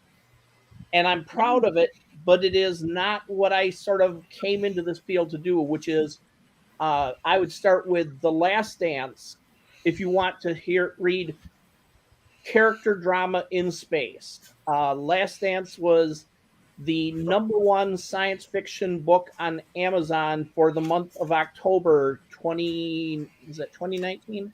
I think that was 2019. It's got huge ratings and is very popular with people who are looking at that more space-oriented thing. It is, for an analogy, think of it as Citizen Kane in space. Citizen Kane. So this one, Wow. That's wow. That's crazy. I don't know. And he says he's going to start. He's going to look you up, and he's looking forward to reading it. Your novel there. But the Last I Dance, appreciate that that. sounds pretty. The Last Dance is interesting. See, with me, Martin, and I'll be honest with you, and I'll tell all Joe's people that I have ADHD. Okay, so if I was to open up your book, and this is me only, I would read the first 10 pages, go into the middle, and read 10 pages out of the middle, and then I'll read the last 10 pages of the book. I just, it's real I hard for understand. me. It's real hard for me to comprehend a novel. I just can't read. But if you give it to me on an audio book, I can follow it. Now, I am obviously biased here, but my favorite audiobook of all time is The Last Dance because of a very personal reason. The Last Dance is told like Citizen Kane, that you've got stories in the past, flashbacks from different characters' points of view against the backdrop of a story in the present. Mhm. In my wildest dreams, I wanted every one of those stories in the past to be told by a different voice actor who was the voice of that character. Okay. And darn if they didn't do exactly that. Well, that's And always so cool. that one really hit home for me because every one of those, I'm hearing my characters in their different voices because of different actors on each of them. That is pretty cool. That's cool. But Yes. I might just have to come up and go find it. Where can I find that audiobook, The Last Dance? It's certainly on Audible and on Amazon. I haven't paid attention to other audio markets because I am a slave to the Amazon ecosystem. That it's so easy. They've got me just roped around their Yeah, because little. they give me like 3 free a month now. They just send them to me and say, just pick which ones you want. I'm like, yeah, really? Okay. So this is the artwork for your story, isn't it? Yep, Yeah. that So this is is from Jessica T.C. Lee, an amazing artist originally from China and operating out of San Francisco now. yeah. See, this is nice. Let's see. And I think if I got the stories right, let's see. Yeah, that's you. There's his name. All right, there we go. Unfriend by Mark L. Shoemaker. So this is book 31. These are still available on sale. And I If should you mention that 31 for some reason got an audiobook too. oh, did it? I'll have to find it then. I'll get John to send it to me. Is what I'll do. I'll give him a call and say, hey, John, why don't you send me that? Okay, and so there you go, 31. Of course, if you can't get it single, you can always get it in the 10 pack over here. But I have faith that you can find it. Just go to galaxypress.com, and that'll you'll get it there. Uh, it's tough on me because I just don't get the time to read. For me, I prefer audiobooks too. Besides if they're done right, like the one I'm listening to right now, Missionaries, there's lots and lots of sound effects. There's different voices. You can visualize most of what they're talking about, which is nice for me. It's like the good guy right now. He's living in a whorehouse in New York City. It's just weird the way he got there in the first place. And he's like 17, but he's from another world and super, he's not super strong, but different gravity here. So he's a little more strong than he would be at home. It's interesting story, but that's the one from Mission Earth. So that's L. Ron Hubbard's last story. Yep. And I think it was like 150,000 words or something. We're going to find out. If I may ask, what is the basic amount of words in a novel? That's going to vary somewhat by genre, somewhat by publisher. I think nobody would call something less than 40,000 words a novel. Okay. But most publishers today are kind of looking at 80 to 100. And then after that, the longer ones, you've got to be someone special. Obviously, Hubbard had his own publisher helping to promote his stuff. So that was why they were willing to take a chance on a longer work, because they knew his work, they knew him, they knew it would sell. but the larger books are harder to market in general, because if you think about 40,000 versus 180,000, clearly there's a lot of just plain physical shipping and printing costs for that 180,000 word book, and readers aren't going to want to spend enough to cover that cost. So they have to really believe in the sales potential for a longer work. 80 to 100,000 is kind of, that'll sell or it won't, but it's kind of traditional range. Okay. I could never do that. Yeah. No, I could not. I would have to dictate the story and give somebody to type it out. Yeah. I couldn't. And I'm from Pittsburgh, so I have a different dialect. You know what I mean? It's just like, it's real hard to put proper English into a story for me. But when I write it, I put the Pennsylvania Pittsburgh Gaelic, or whatever you want to call it. Do you understand what I mean there, Martin? Yeah, and honestly, every editor I have ever talked to says the most important thing to sell and distinguish your story is your unique voice. Oh, really? That they want it to be your story in your words, not Chicago Manual of Style or one of those style guides. Mm-hmm. Because your story in your words is your unique storytelling. Just like the storyteller around the fires, the campfire, for thousands and thousands of years, everyone had their personality in their story. Okay. So if you've got a particular phrasing, that actually is a plus. And if an editor has a problem with that, then you need to find another editor in another market, because yes, they may have their preferences and their reasons, but there's somebody else out there who wants to hear your voice. Okay. Thank you for all that. Mm-hmm. Thank you. Sorry, my email just went insane. What's that? Fairy, what? Fairy around the. Okay, I'm not even going there. I have no idea what that's supposed to mean.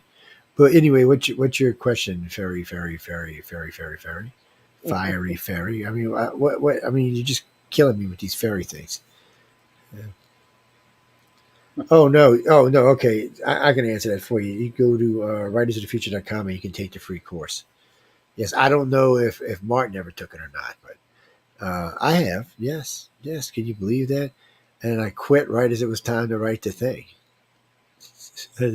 I think I do it just to aggravate Emily, but it's still.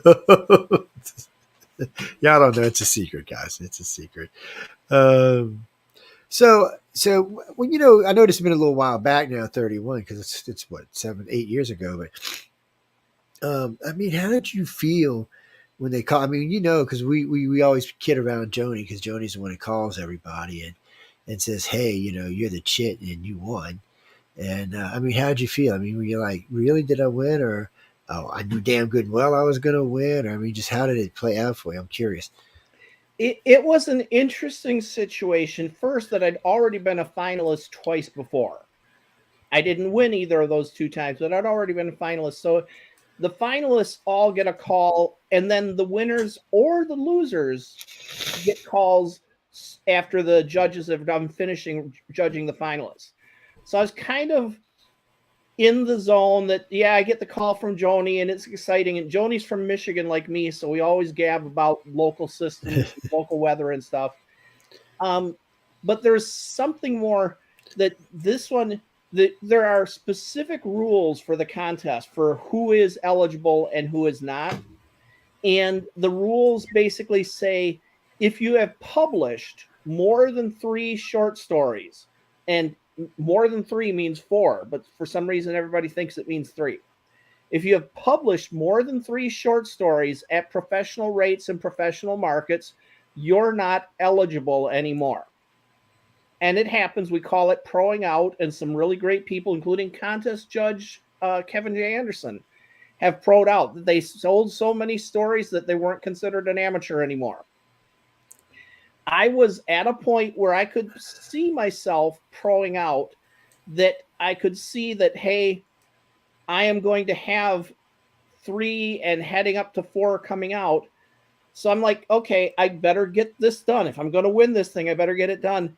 And then all of a sudden, I got news on a short story. Well, technically, we call it a novella, given the length, called Murder on the Aldrin Express, that was published by Analog, that is part of The Last Dance today. That story had been selected by Gardner Dozois for his year's best science fiction collection. And I'm like, okay, this is going to come out in a year and a half, and you're not ineligible until the story gets actually published. But I picked up the phone and called Joni and said, Joni, I'm not eligible anymore. And I explained this, and she said, you're right. Because if people see your name in a year's best, they're not going to think you're an amateur writer in an amateur writing contest. And so I said, okay, so I'm eligible. And she said, yes, but the story you have in right now is still eligible because you submitted it before this news. So it's like, okay, that's fine with me. She said, go win this thing. So when she called, we were both kind of laughing because she was giving me news that I more than half expected. That I felt like this was almost fated, that this was my last chance. And I just felt like I'm going to win. Because if I don't win this one, I'm out. It would have sucked to not to have won it either. And, It would have. But you know, like you said, it's fated. Sometimes the universe works like that. Mm-hmm. Just when it gets to rolling, karma can get to rolling the other way too, my friends. Yeah, Tim. You just gotta hope it's going to roll in the right direction. That's all. No. You mean fate? No. Okay, I tell people this all the time. I am not here to experience karma. I am here to teach karma. Okay, that's how that works. I'm not here to experience karma. I'm only here to teach karma. So be careful when you're around me. That's all I'm saying. Anyway, go ahead, Sean. There's one author I do enjoy the audio books, and it's Dick Francis. Have you ever heard of him? Mystery writer, right? Yeah, he's from England, and he used to be a jockey for the Queen's. Now I can listen to him. Now, in your stories, do you have a certain character? It depends. I write a lot in first person, where it's a particular person telling their story. And I have people tell me that that's old-fashioned and no one writes that way anymore. And it's like, I do, and I can't help it. I write the story that pops into my head. Like I said, seat of the pants. When I sit down and start telling a story, I will either hear something like, Bob went to the mill that day, or I went to the mill that day. And whichever way that story starts out, that's how I'm writing it. And there are reasons why I look and say, this is why it made sense to open that way. But for me, it's strictly a choice, and it's most of the time going to be first person. My next story coming out in Analog is third person. But the story after that coming out in Analog will again be first person. Can you please explain to me what Analog is? Analog Science Fiction and Fact magazine is the magazine that was originally founded as Astounding Science Fiction back in, I want to say 1928, something like that it's nearly a century. It is the longest continuously published science fiction magazine in the business, and it is still the gold standard for many readers. Now, there are tons of other great magazines out there, but for me, growing up as a kid, getting a story in Analog was the thing to do that showed I'd really made it. Asimov's, which is their sister magazine, was similarly the thing to do, and I haven't cracked that one yet, so I'm frustrated. I need to get something they'll buy. But for me, Analog was essentially a 13-year-old kid's dream come true when I started selling there. And this one that I just sold recently in the last month will be my 11th story in analog. Ah, congratulations. Thank you. That's interesting. Joe? Oh, I must have hit when I. Damn it! Sorry, guys, I hit the wrong button. I'm like, why isn't my mic working? And I didn't. I looked up and the little red lights flashing in my face. Yeah, that's why it's not working. I don't know. Well, I mean, so see, that sucks. You can't go back and win no more. You like drawing? I mean, you could go draw. You could be an illustrator, man. See, I think if you can win with stick figures. See, you and I got the same problem there. I said we should have winners by categories. Like so each category should have a winner, and that way you have more chances to win. Yeah. But they're not going to listen to me. Besides that, at the last 4 seasons, somebody's asked me, "Have you picked any of the winners right, or any of the illustrator?" No, not even close. By the way, I don't know. I mean, they all have good works. That's not the issue, and all the stories are fun to read. So that's really not the issue either. They're all entertaining stories, and they're all entertaining stories without being filled with disgustingness. So that's always a plus too. It's family friendly entertainment, really. PG-13 rated. It's basically what it is. Hell, I'm not even sure it's PG-13. It's PG-13 is the official standard. Yeah, but I mean, from when you read them, they're just good, strong stories, and when the first time I read any, I was just amazed when I was reading through it. I was like, wow, this reminds me of when I was a kid, because everything back then, there was none of that stuff in. Today, you can't watch TV without something, just something nasty, something disgusting, something just, it's either going to be hard sex or hard drugs, or let's blow somebody up, let's have a lot of blood and guts. You don't really need that if you know how to tell a story. But so I enjoy for that, especially for that. My boy Jay is back. Jay is evil, man. Just in case y'all didn't know that, he is Satan's stepson. You know how evil he had to be Satan's stepson. He's Jack's stepdaddy, so that's even worse, man. I'm just saying. Martin didn't see. Poor Martin didn't. Martin's like, how the hell I get in this group? Yeah. So I mean, so what are you doing right now? I mean, you just chilling, you doing any touring, hanging out, signing the autographs. I will be a 3-day writer guest at the Grand Rapids Comic-Con in November, which is something I've been dreaming of for a long time, because it's a con in my backyard practically. Yeah, that's nice. But they only have so many author slots. I mean, I give them full credit for this. They've got 25,000 to 30,000 people coming through their doors, and there are maybe 50 people coming to the writing panels. They could manage to be a completely successful convention with no writing panels at all. So the fact that they have writing panels is a great thing. They're trying to support the creators in the community, but they only have room for just a few. They basically have one track out of the whole convention for writing stuff, and so they can't put everybody in that might want to be there.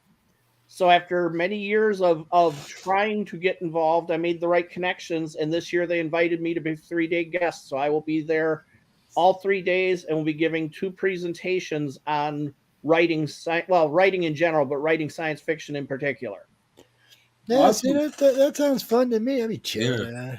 It's always good when it's your convention. You know the convention grounds. You can get around easier. You know the shortcuts. Yeah. Mm-hmm. So. Where's this at, Martin? Grand Rapids, Michigan. Oh, okay. You ever been out the East Coast?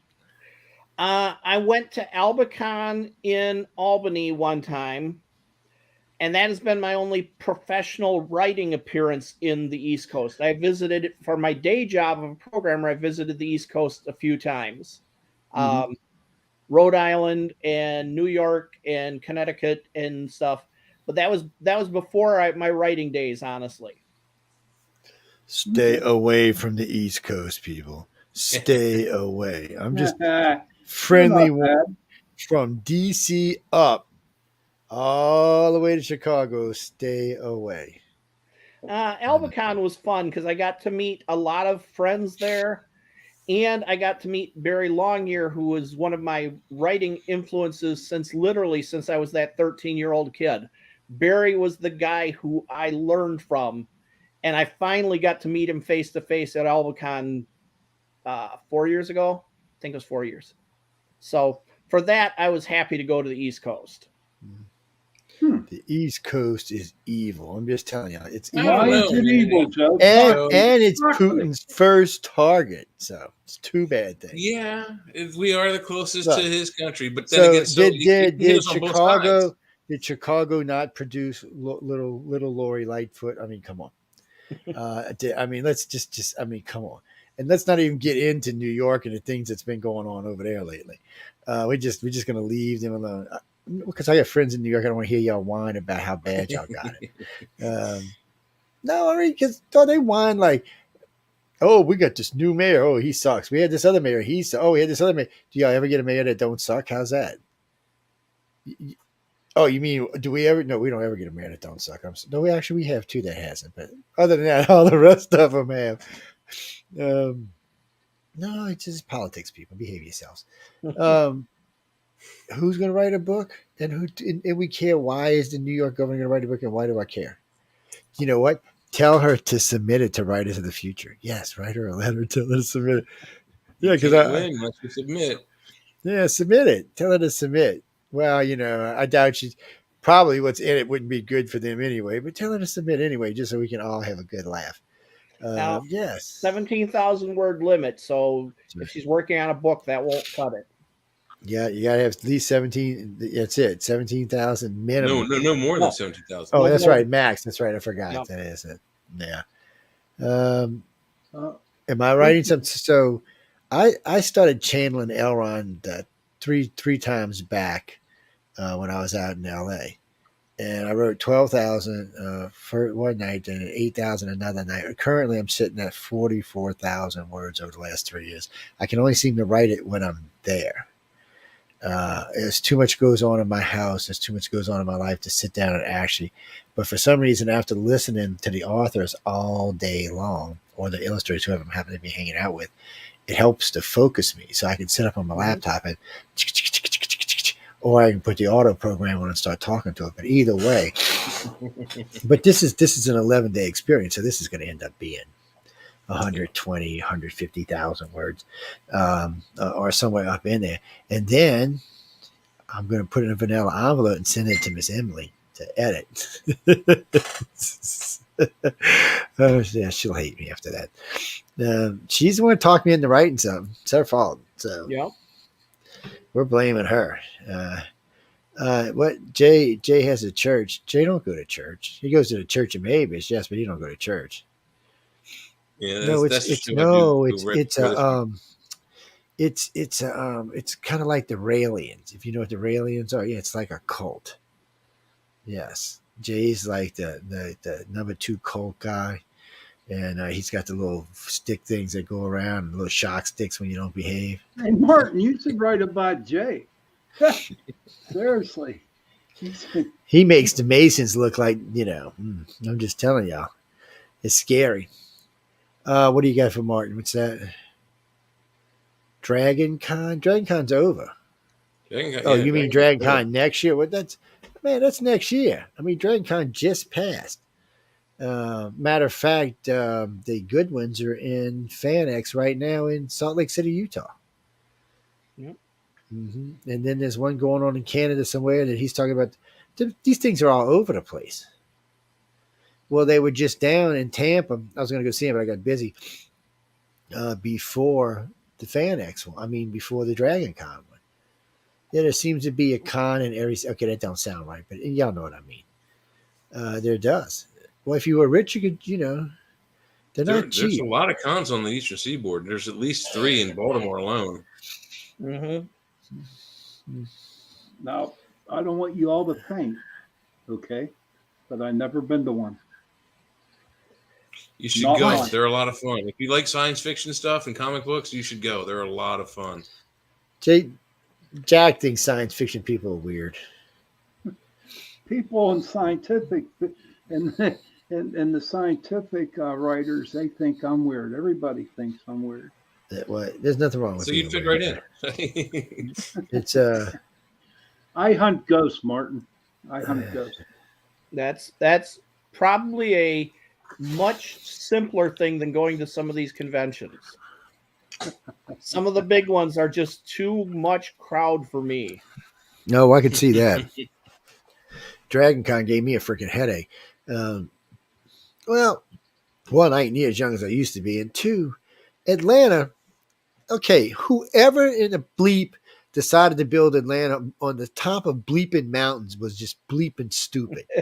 I mean, put it in the valley, put it on top, but don't put it up and down 15, 16 little mountains. I mean, it's just ignorant. You up and down, up and down, up and down. You get your exercise. Ain't no doubt about that part. But I mean, Yeah, it's hilly. It's almost as bad as San Francisco, but not quite. Oh God! In some Yeah, places, but it might be But then worse. on top of that, Joe, the convention goes 24/7 for 5 straight days. So there's people up all day long at those conventions. There's a drum it's circle every insane. midnight. It's insane. And people drink until 3 a.m. The bar in the restaurants, the bar in the hotels are open until 3 a.m. So I mean, there's a lot. Yeah, of they are booze kind of going on over a little wimpy on partying, but that's I won't Well, hate you on know them what? for that. What's big in Pittsburgh though is the furries. They come into Pittsburgh. They started in Pittsburgh. It's traditional now. Every year that the furries come into Pittsburgh. They do drugs. Dude, they dress up like animals and shit. And They walk just look around like animals, like mascot animals, and then Oh my they God! have weird Come on, I'm those moving. people. Elon, when are we going to Mars, dude? Come on now. This is just ridiculous. I'm ready, man. He's pissing me off. I'm telling you what. I'm gonna, We can't afford that ticket though yet. I need to hire them. What are them Russian girls that run around topless all the time protesting? I need to hire them to go protest on Elon. Really, I mean, he's. I'm telling you what. I have been able to get hold to a lot of people. I've done some serious big interviews. Getting hold of Elon is like getting hold of God. It might be easier to get hold of God. I think I might get an interview with the Pope. This guy is just like, he's got. I call her the blonde bitch, which I probably shouldn't say on the air, but she's tough, man. If you can get around everybody else, sooner or later, it's like she's like the roadblock. Bam! You're like, what? She said, "Who are you?" I said, "I'm with United Public Media." Who? I just want to talk to Elon about. I said, "Look, I got a degree in science." I said, "Because we can talk science." I said, "Because I got a bachelor's in science, so we can just chit chat science all night long. I love to talk science." And she's like, click. Like, what the bleep? Oh, it's hard, man. It's tough. What can I tell you? It's tough. Well, come on. I've interviewed Elon Musk. I mean, not Elon Musk. Michio Kaku, Neil deGrasse Tyson, Paul Levesque. I mean, I've done some pretty big scientists. And really, you interviewed Stanton Friedman, and I did Stanton Friedman 44 times. But Michio was a great interview. What's funny about this interview? He's a smart dude. Him and I did this interview, and we got into a couple of things. And then we got into stepping stone theories. And then we're having a great conversation. And I'm watching the audience go. It was too much science. It was just too much. We geeked out. You hanging in there, Martin? You hanging in there? Martin would geek out with him. I tell you now, I could look at Martin's face. He'd be geeking out. People like that, you get some good book ideas from him too. He's definitely different. What's that, Kelly Rena? Where you from? San Francisco. Yeah, okay. Yeah, everybody in San Francisco is weird, right? Everybody. Mm-hmm. There is no exception to the rule. If you live in San Fran, you are weird. Oh, okay. So you want him to do what? Write a book about, she said, can you do like a book, say like on Elfin, but through science instead of magic? Or explain some of what the Elfin is through a science instead of magic? Or, wait, what? Maybe I misreading. No, she's talking about elves, fairies. Yeah, so I think she's saying, can you do it to where it looks like magic, but it's science. Is that right? Is that what you're trying to get across? Yes. Okay. All right. Well, I was just having a hard time with it for some reason. What do you think, Martin? Can you do one like that? There have been, I don't know about that specific example, but there have been plenty of cases of this all through the history of science fiction. Always remember Arthur C. Clarke's rule that sufficiently advanced technology is indistinguishable from magic. So certainly there have been cases like that. I have seen cases where vampirism is actually a virus and a whole medical explanation for vampires. Certainly there are cases where you have creatures who seem to be magical and turn out to be aliens. So I think she should work up that idea and start writing on it, because I think it would have a pretty good chunk of audience. The trick is always finding them. Yeah. Well, we know elves are big. 17,000 words or less. I mean, think about it. You can have like fairies out there that, carry missiles that, that would probably catch things on fire and burn down cities and shit like that. You know what I mean? Could do it. What? I mean, that's the way I look at it. But see, my imagination just goes to a certain place. And I cannot think beyond that. Do you know what I mean? Because if I start thinking beyond something, then I'm saying to myself, why am I writing this? Why am I thinking this? Because it's not going to happen. See, I don't never think nothing's not going to happen. Christopher Neil deGrasse Tyson is the curator of the New York Museum. He's the science part. Well, he runs the whole thing now, but he's a scientist. He's a theorist. He's not quite as popular as Michio, but he is. And well, they've both been extensively interviewed on Ancient Aliens and other type shows about that. And Paul Levitt is the scientist who discovered the cosmic pulse that comes around about every 26,000 years or so. No, it's nowhere near you. When it starts coming, you'll see like a blue glow off. You'll see a blue star off in the distance, and the star over time will just get bigger and bigger and bigger until it engulfs our solar system. No, they've proved it. Yeah, they went and dug it up in the North Pole and found the debris. About every 26,000 years, the core gives off a pulse, and it just is sent across the galaxy. Yeah. Well, it doesn't matter. It's every 26,000 years, but it takes that long to get there from. It's got to go. It's already traveling here. It's already going on. Yeah, we just won't see it yet because we're so far from the core. We're way out in the spiral. We're not like close to the galactic core. We're in between spiral arms. We're in a virtually we're unpopulated part of our galaxy. I think we're past the third arm out. We're way out there, guys. Well, no, they just upped the size of the galaxy, so it was 100,000 light years. Now it's 160,000 light years. Yeah, and that's a significant change. How the hell can they measure that? I with don't those understand. telescopes, the Hubble type telescopes, they can measure those distances, and they're pretty accurate. Yeah, they're pretty close. But that we were put at I think 65 to 70,000 miles from the center, so we're pretty close to the furthest middle edge of the galaxy. Yeah, they I think with this new one they're going to add an arm on top of us, but so we'll be like in between. But still, that's why they said the tall whites used to come here, because we were a great jumping point to the next galaxy, of course, which is Andromeda. Andromeda is 1 billion light years away, people, before anybody asks. Yeah, it's not like it's around a freaking corner or something. See, that's all technologies Martin can write about, though, man. He just go to town with that kind of stuff. Man, you got to write me some good sci-fi. I've been craving some sci-fi, Martin. It's ridiculous. I tell John all the time, it's because of people like you that I get involved in this, because y'all eventually going to write me some sci-fi that I can be like, oh, God, thank you. I'm serious. I mean, today's sci-fi, how can I say this politely? It's just lacking. It just doesn't seem to be as good as other ones. Yes, John, I like The Expanse. You know what I liked about The Expanse? When he says, I'm that guy. I'm sorry. That's just bad on my part. So you're saying when Star Trek, that whole series stopped, then sign whatever it is, just stopped being good?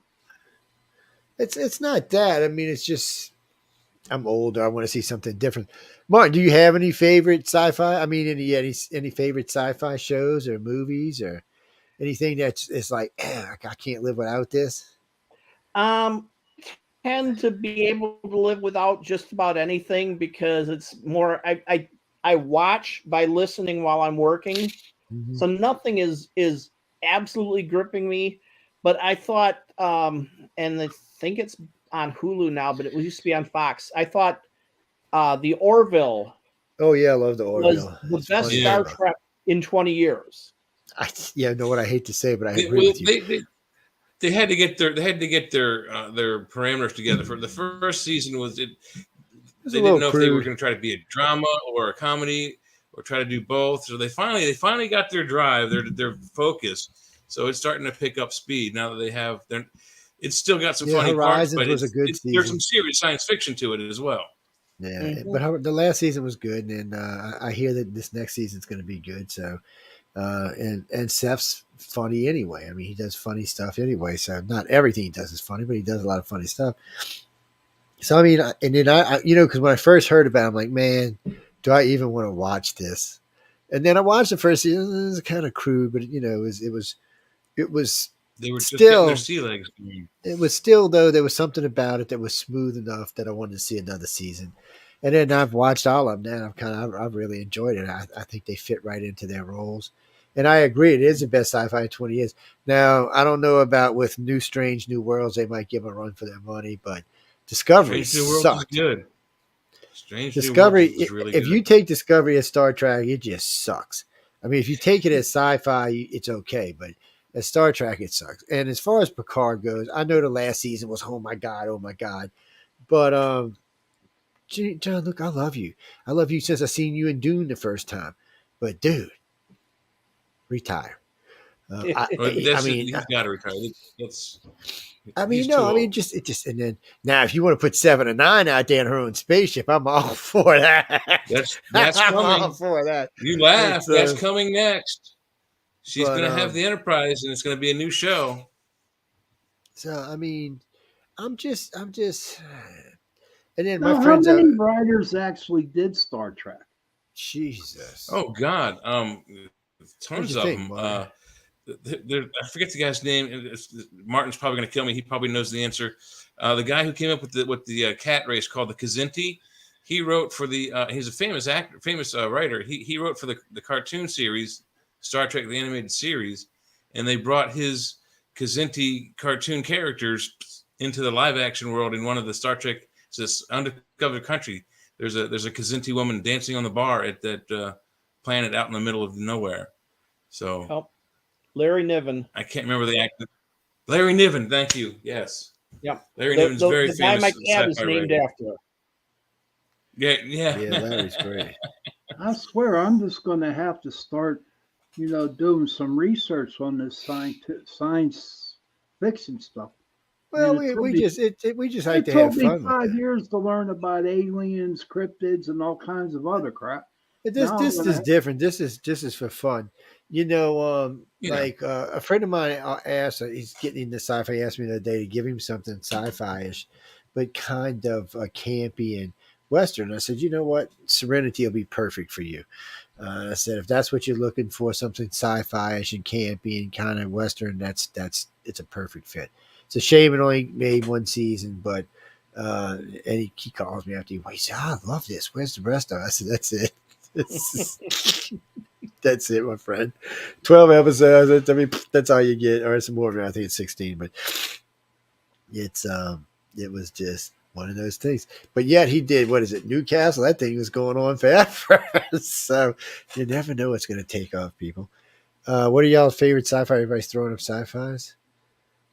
I don't have a favorite. No. I did like Altered Carbon. I'm not gonna lie. Little bit of sex in it, but I did like Altered Carbon.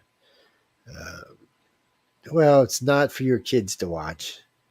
Hell, it ain't even good to watch if you got faint of heart, man. It might kill your ass.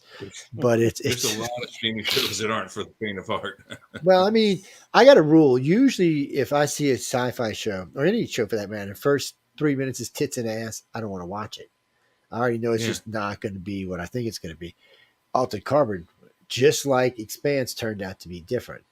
Altered Carbon turned out to be serious sci-fi based on a future that could or could not be true because of the way, needle casting is pretty easy. Casting the whole body just a thing. So that's kind of sci-fi I like, though, because it does put it. That's why I like The Expanse, because it puts us in our face out there in spaceships. No spinning ships, no gravity of any real kind. it's just what we are, and it's how we're going to get out there. There's a lot of danger too. I mean, outer space is a dangerous place. It is. It's so much easier to die out there than it is down here. Yep. It's trying to kill you. All the time. Actively trying to kill you. What do you mean? Oh, y'all always ask if the guest is married. I'm going to start charging for that question. Yes. You know what? We're gonna do it for Facebook. It's gonna be a $5 charge from now on when y'all ask. Hey, I'm single. Are you the guest? No, you're not the guest. Now you got to go through Sean. Sean Jack. You got to go through me. Now he uses his stage name as Jack when he's with you ladies. Oh no, there's a minimum fee. $39.99 for the first time. $75.99 for the second time. No, this is how this works. I pimp out all three of them, man. I ain't got no problem with it. I don't know if Martin's married now, but I'll pimp them all out. Look, he could be reading you good stories, too, at the same time. I mean, Tell him to come visit me Tuesday night on Into the Night, dude. No. Strangos. What politics? No, we don't do politics when we're talking to guests. No, sorry. We may in a little while, but we don't. Not when we're talking to guests. Okay, so you're gonna. Chris says, "Don't go to Australia." I've been there. I love it, man. I loved Australia. Last time I went to Australia, I got in a fight with a kangaroo. So I don't know. Oh, geez. Well, I mean, he's not wrong. They've got 10 of the most deadliest spiders, 10 of the most deadliest snakes, 10 of the most deadliest reptiles. I mean, they got the top 10 of almost every deadly type of species on their continent. So, yeah, be careful. The crocs and the great whites are fighting for who's going to get the sandbar. You know what? When I was in Australia, that was the first time I ever had ham and pineapple on a pizza.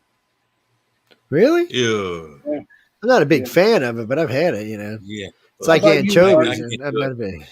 How about you, Martin? Ham by itself on a pizza, not so bad. It's the pineapple. I can't deal with it on a pizza. It doesn't belong. It's not. It's just. Are you Italian, so Jay?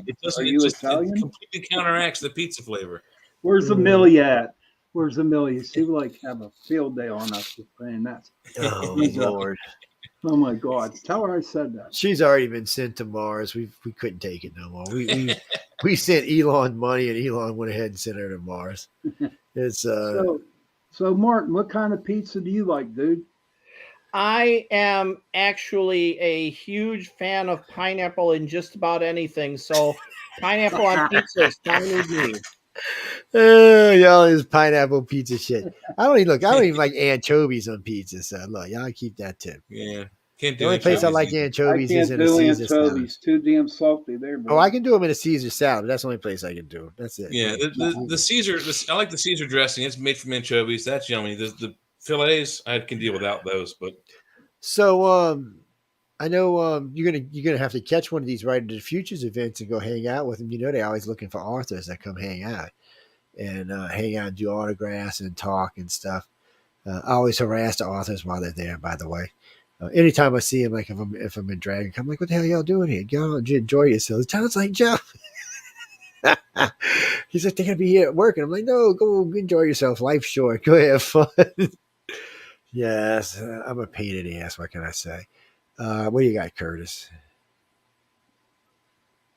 Curtis wants to know, Martin, if there's any particular reason that you like writing in particular genres.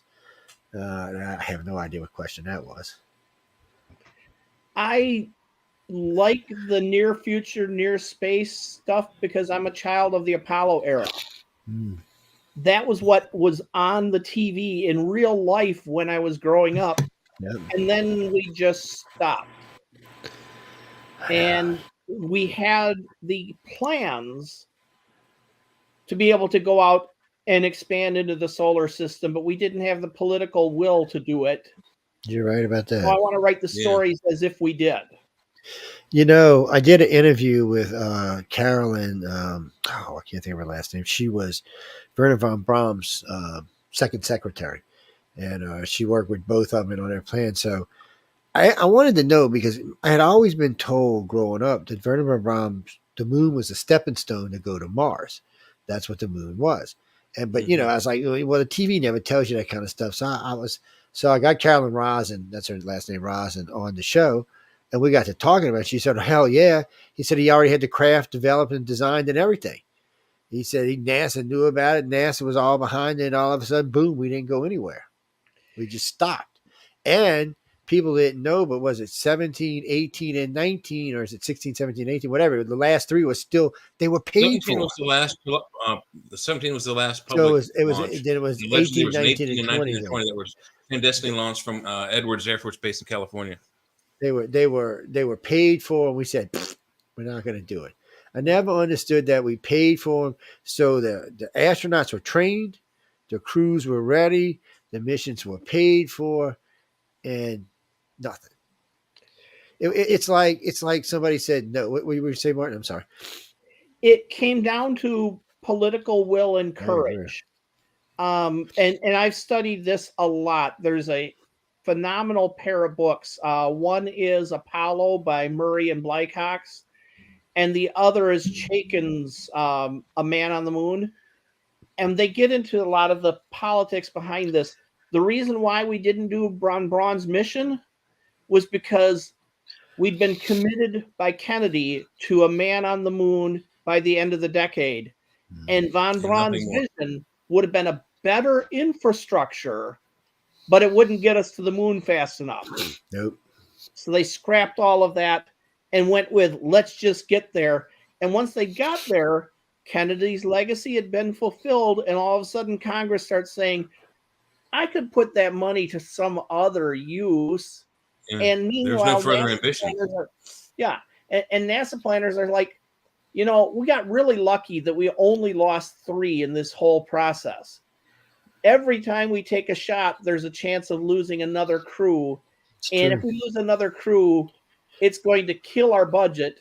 And so NASA started looking for less ambitious things to do.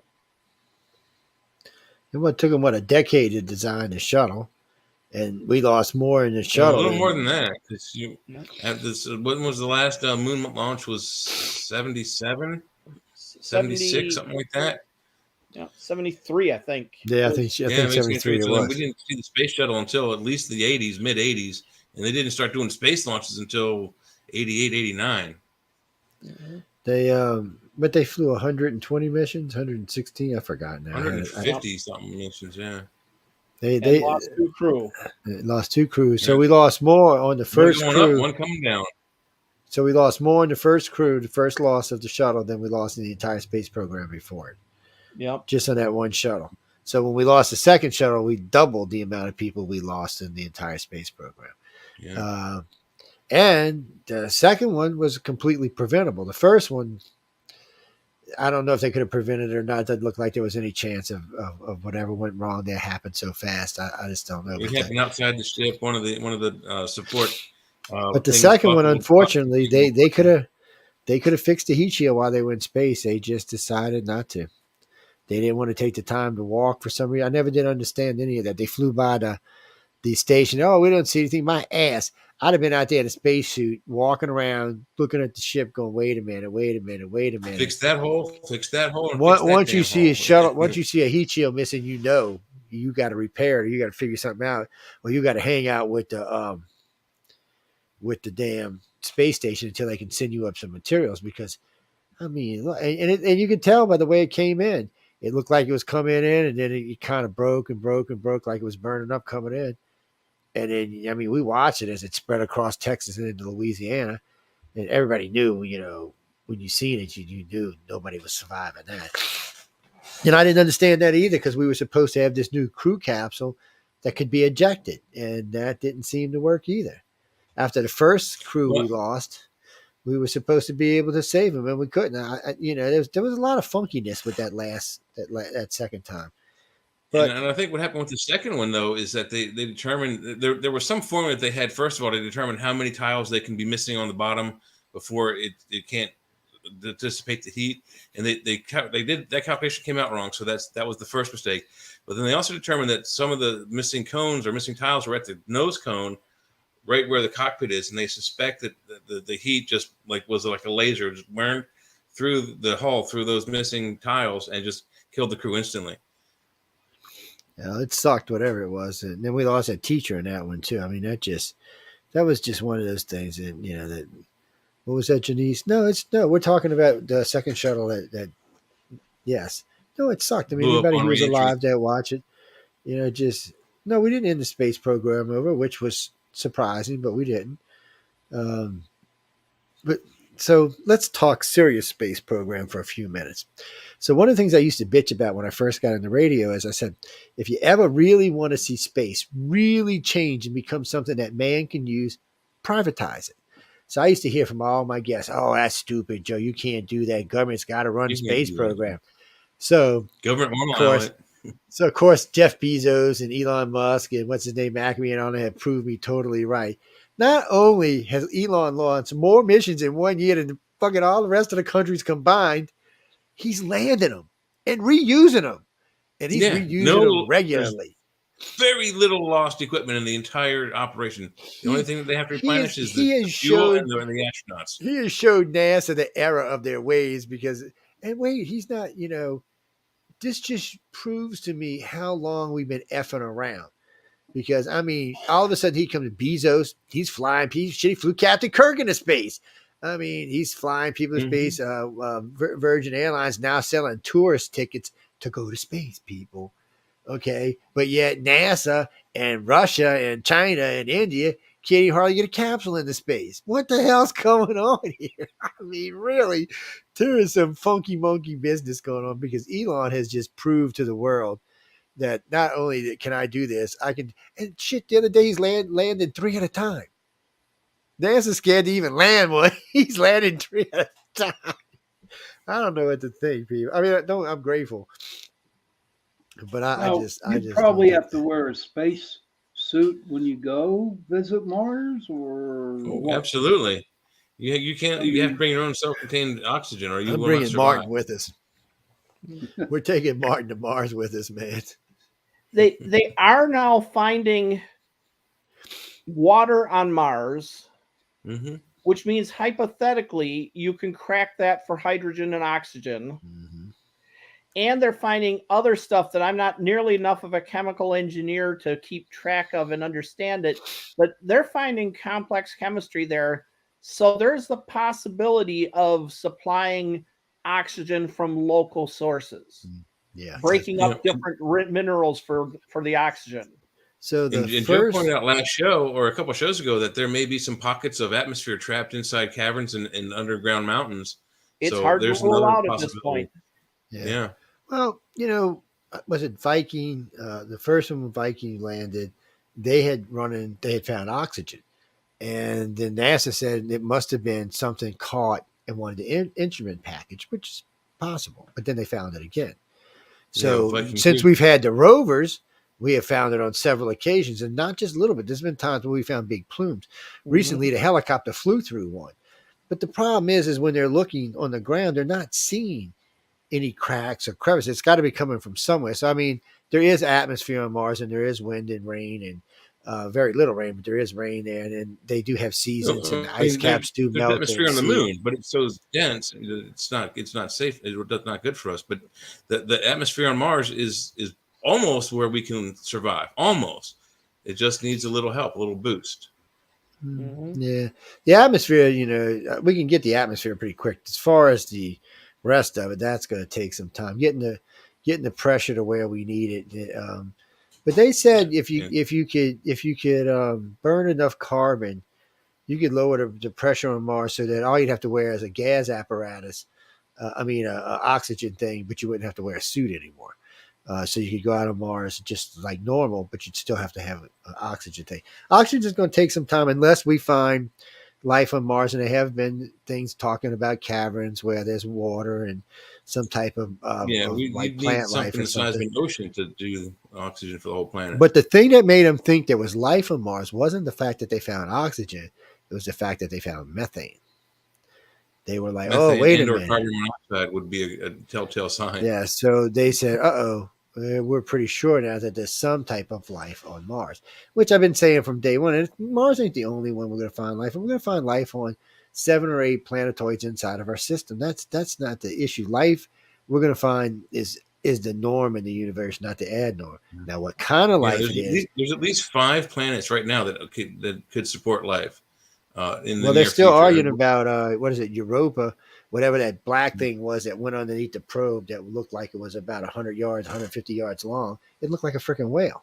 Yeah, well, I don't know what it was, but it was definitely moving. It was moving at a clip, and so it wasn't just like a piece of ice, and it was black. But who knows what it is? But there is liquid water there. There is heat there. There's food there, and maybe that there's some type of oxygen or something else in the ocean, because not everything's got to breathe oxygen to live. Yeah, So it's weird. It's weird to know we're going to find it in other places. And I think we're going to start finding it a lot faster now. And then we've got Jay Webb shoots through that water planet the other day, and they're pretty sure they found, what was it, CBX? Only life makes it. So they're pretty sure they found life on the first extrasolar planet. It's inside the Goldilocks zones too. So I mean, things are changing. Our Congress wants to know about aliens and UFOs. We're moving forward, which should be great for Martin because he ought to be getting a lot of more material to write about. It's I don't know. It freaks me out a little bit though. Anytime I got to listen to my government talk about aliens, I got to think, is this real, or is this Memorex, or is this live? I mean, yeah. I don't know. How much of it It's is hard truth, to how much trust of the it is government. I'm falsehood? sorry, it just is. But I still love my country, so that's all that matters. Randy Loomis, what are you going on and on about? I don't know. He never told us. So Randy wants to know if you're going to Mars with Elon or if you stay in here.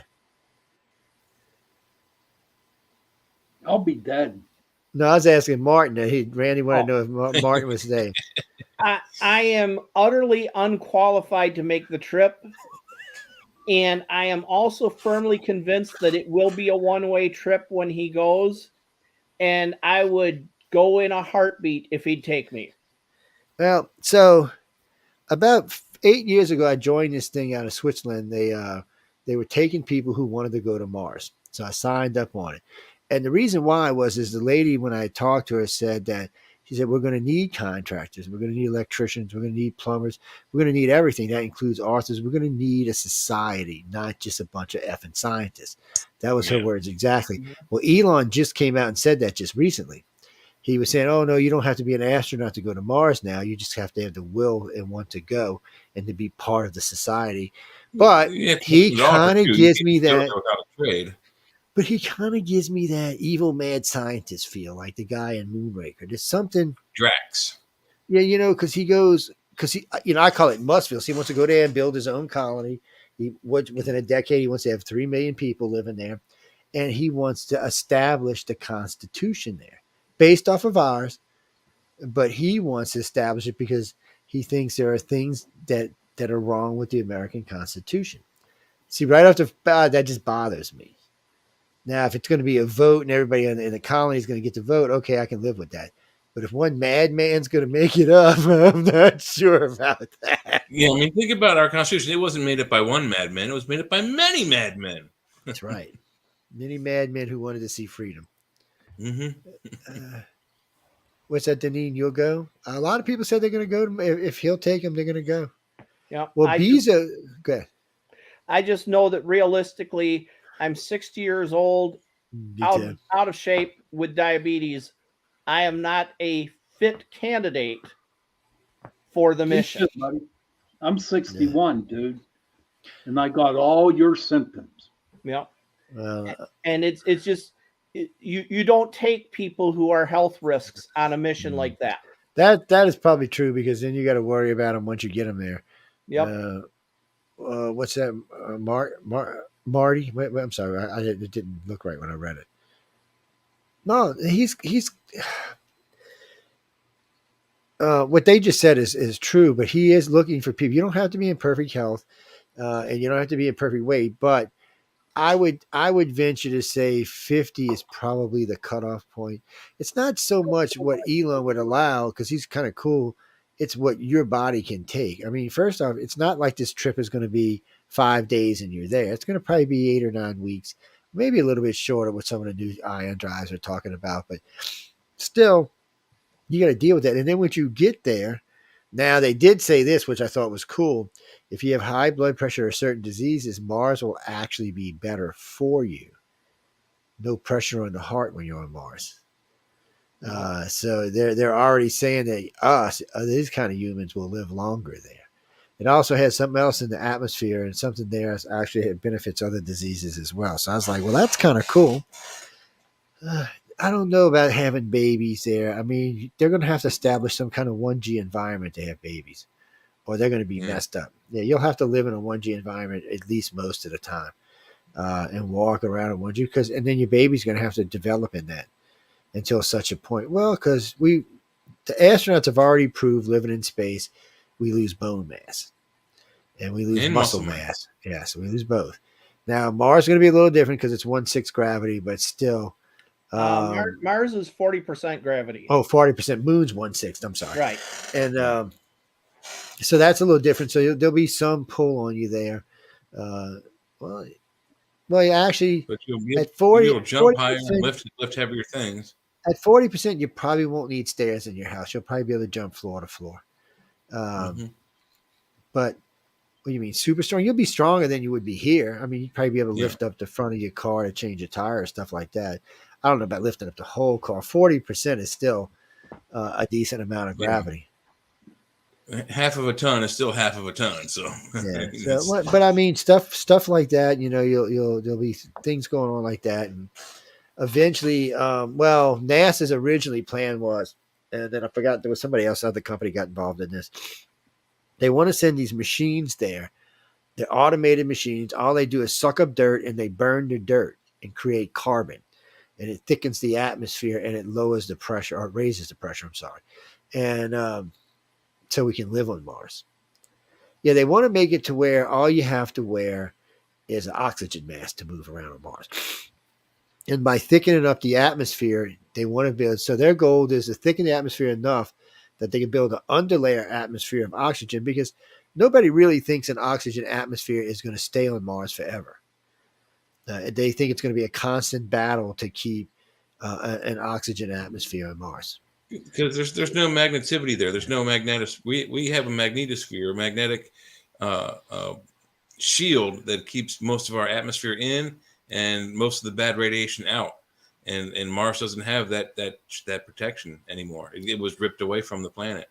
And I did remember NASA for 2 decades said Mars was a dead planet, but recently they have had earthquakes, which suggests some geologically is alive somewhere.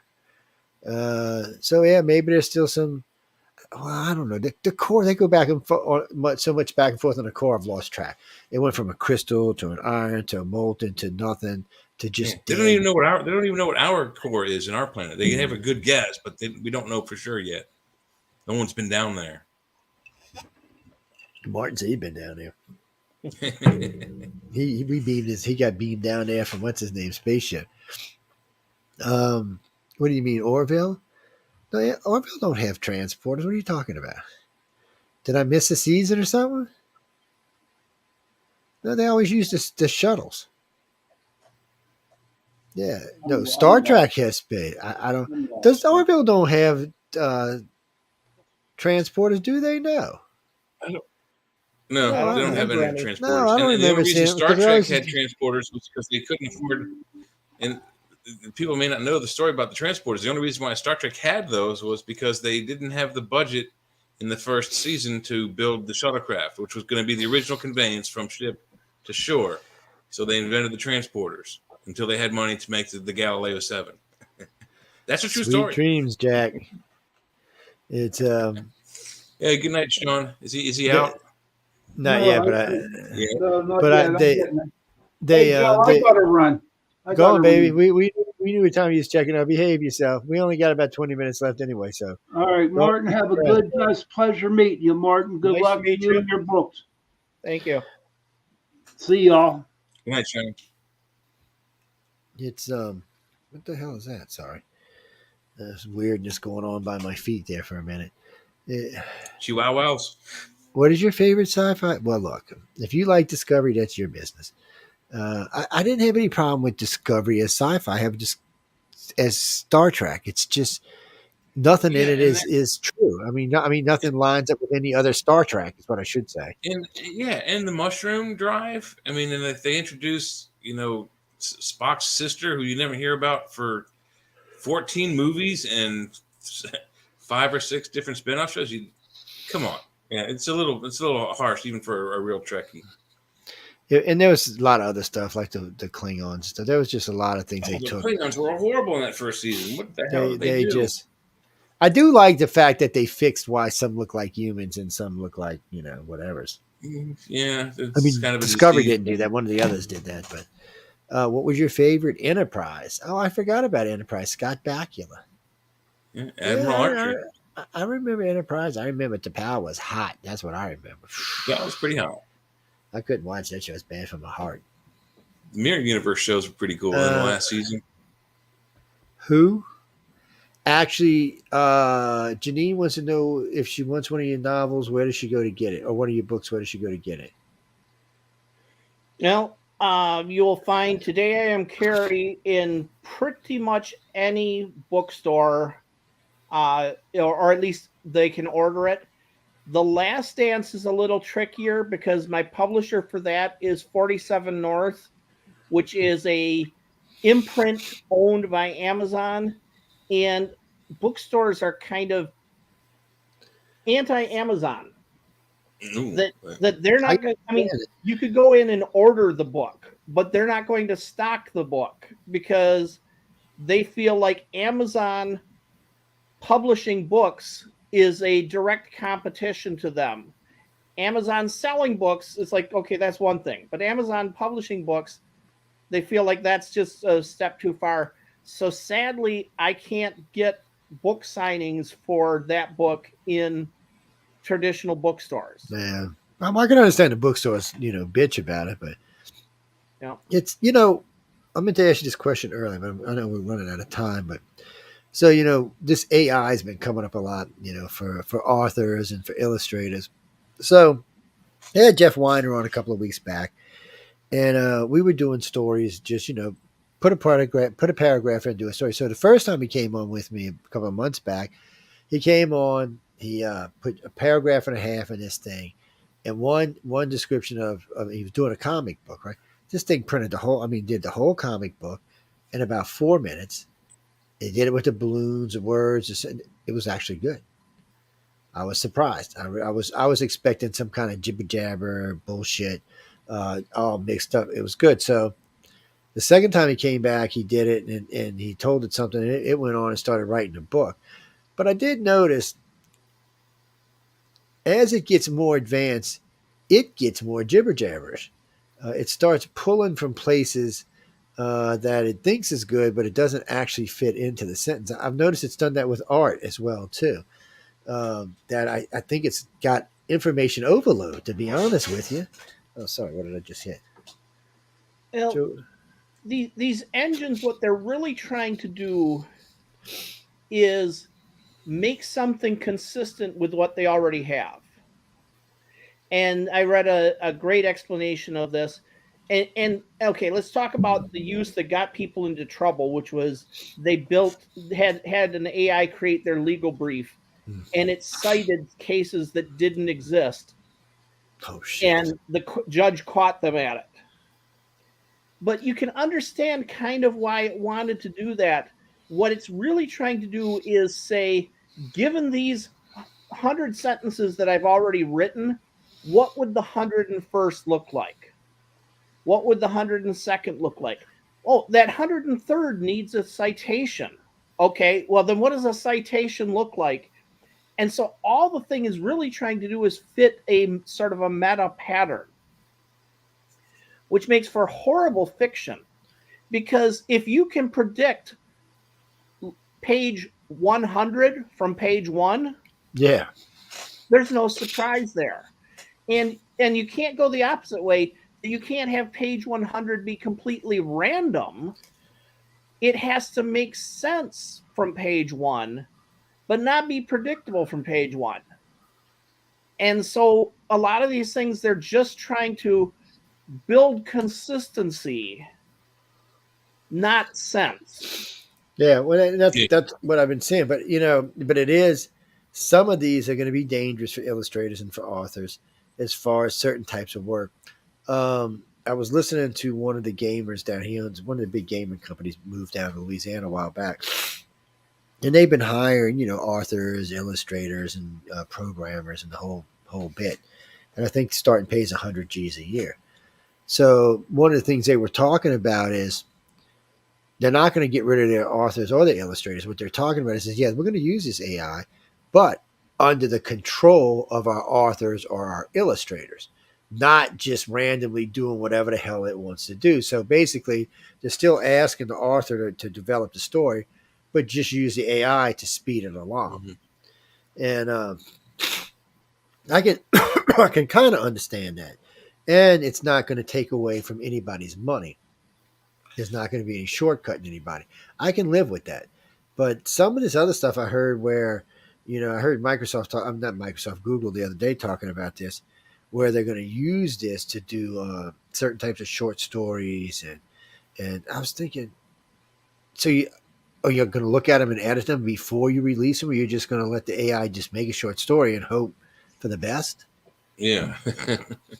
That's happening already today. That people are taking the short story from the AI and submitting it for publication. And I know people who insist this isn't the case, but the examples I've seen, they're AI. No. Because they don't have that dance of creativity. I had a coworker play a trick on me. He showed me a story, and I'm trying to be encouraging, because it's when somebody tries to be a new author with their first story, you don't want to stomp on it. You want to make sure they know they've got room to grow, but you don't want to stomp on it. So he showed me this story and asked my opinion of it, and I didn't stomp on it, but I really, really, really couldn't get enthused about it. And when all was said and done, he said he went to one of these AI programs and said, write me a story in the style of Martin Shoemaker. Oh, shit. and now I'm free, because now I know it's not his work that he's invested in, and I can stomp on this thing hard. I can give you the basic summary of this story. Was an inventor was sad because his wife and son had died. So he threw himself into his work because that was all he had left. And he invented a way to travel to another planet. And when he got to that other planet, he discovered all these amazing new things and new ideas that he'd never thought of, to the point where he eventually had this breakthrough, and he figured out a way to travel to another solar system. And when he traveled to that other solar system, the things he found were just beyond belief, mind-expanding stuff he'd never thought of, to the point where he figured out a way to travel to another dimension.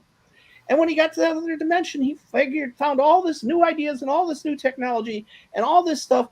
He reached a point eventually where he had the power to make the world perfect for everyone, or to save his wife and kid. But he couldn't do both. And so he had to decide, and he thought long and hard about it, and he decided to make the world perfect for everyone and accept the loss of his wife and kid. That isn't a story. That's the same beat 3 times, just that it expanded each time. It's, okay, another world, another solar system, another dimension. Yeah, it's basically the same thing. Mm-hmm. So this AI had sort of a sense that a story has turning points. So it needs to have a turning point and another turning point. But then it has a story. What has to be done has to be consistent. And so the turning points were identical turning points with identical results. And it was just awful. And I've seen other AI short stories, and it's like they just don't have a grasp of what makes somebody want to read a short story. Now, I say that as a reader, an avid reader. And then I go and remind myself that people will sit and watch other people play video games for 7 straight hours. Yeah. Yes. People will watch America's Funniest Home Videos for, I think it's been on the air 40 years now.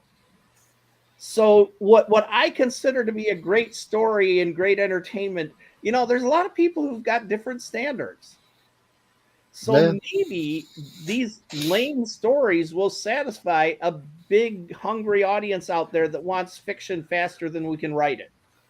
And they don't care if it's good, they just want it. Well, right now you're probably right with all the strikes going on and stuff. It's I wrote to Netflix the other day because they said we're raising your prices. I'm like, really? I said, let me get this straight. You haven't produced anything new in 2 or 3 years. I said you burnt out pretty much during COVID, and now everybody's on strike, and you're definitely not going to produce. We probably won't see anything new from y'all for at least 2 years, and you're raising it. I said, well, guess what? I'm canceling. Yep. I got some bullshit letter back and asked me if I do a survey on why I canceled. I guarantee they didn't like it. Then Hulu said, well, we're going up. And I wrote to Hulu. I said, how much are you going up, Hulu? I said, because, and Hulu's, I think it was like $2. I let Hulu slide. But Netflix, when I started with Netflix, I paid $8. And I think now I was paying $21 or $22. I was like, you can keep it there. It's just not enough on there right now.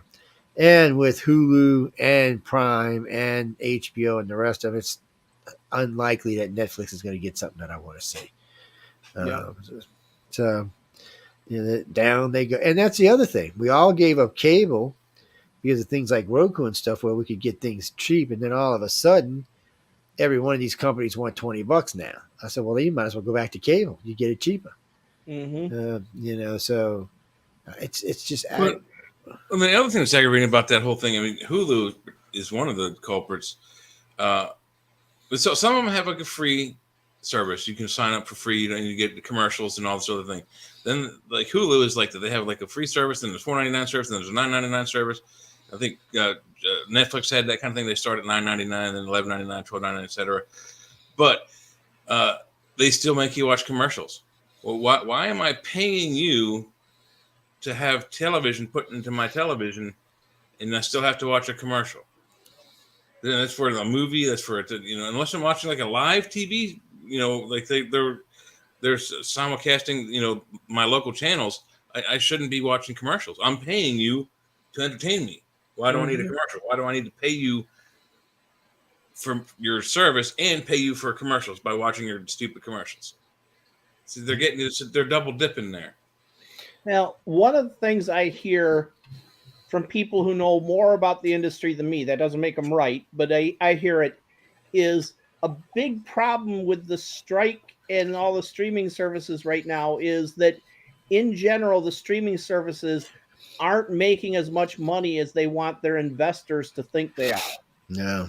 And they've been keeping that as quiet as they can and saying, hey, we're doing great. We're doing great. And along come the writers and actors saying, well, if you're doing great, then you can afford to pay us better, right? And so they can't open up the books to say, no, we can't afford to without risking the investors finding out that things are a lot less profitable than they realize. And if they keep raising prices, they're just going to keep losing people. Yeah. Mm-hmm. The streaming services are getting towards the point where if you have 5 or 6 or 7 of them, you're basically paying the same amount you would for just a single service from Comcast or Verizon for cable television. Well, a friend of mine the other day said Comcast and all the different cable providers said, you don't realize what a la carte cable would actually cost you. That on the whole, it's easier and cheaper to give everybody the same big bundle than to try to charge for a lot of little bundles. And people laughed at them, but that's kind of where we're at today.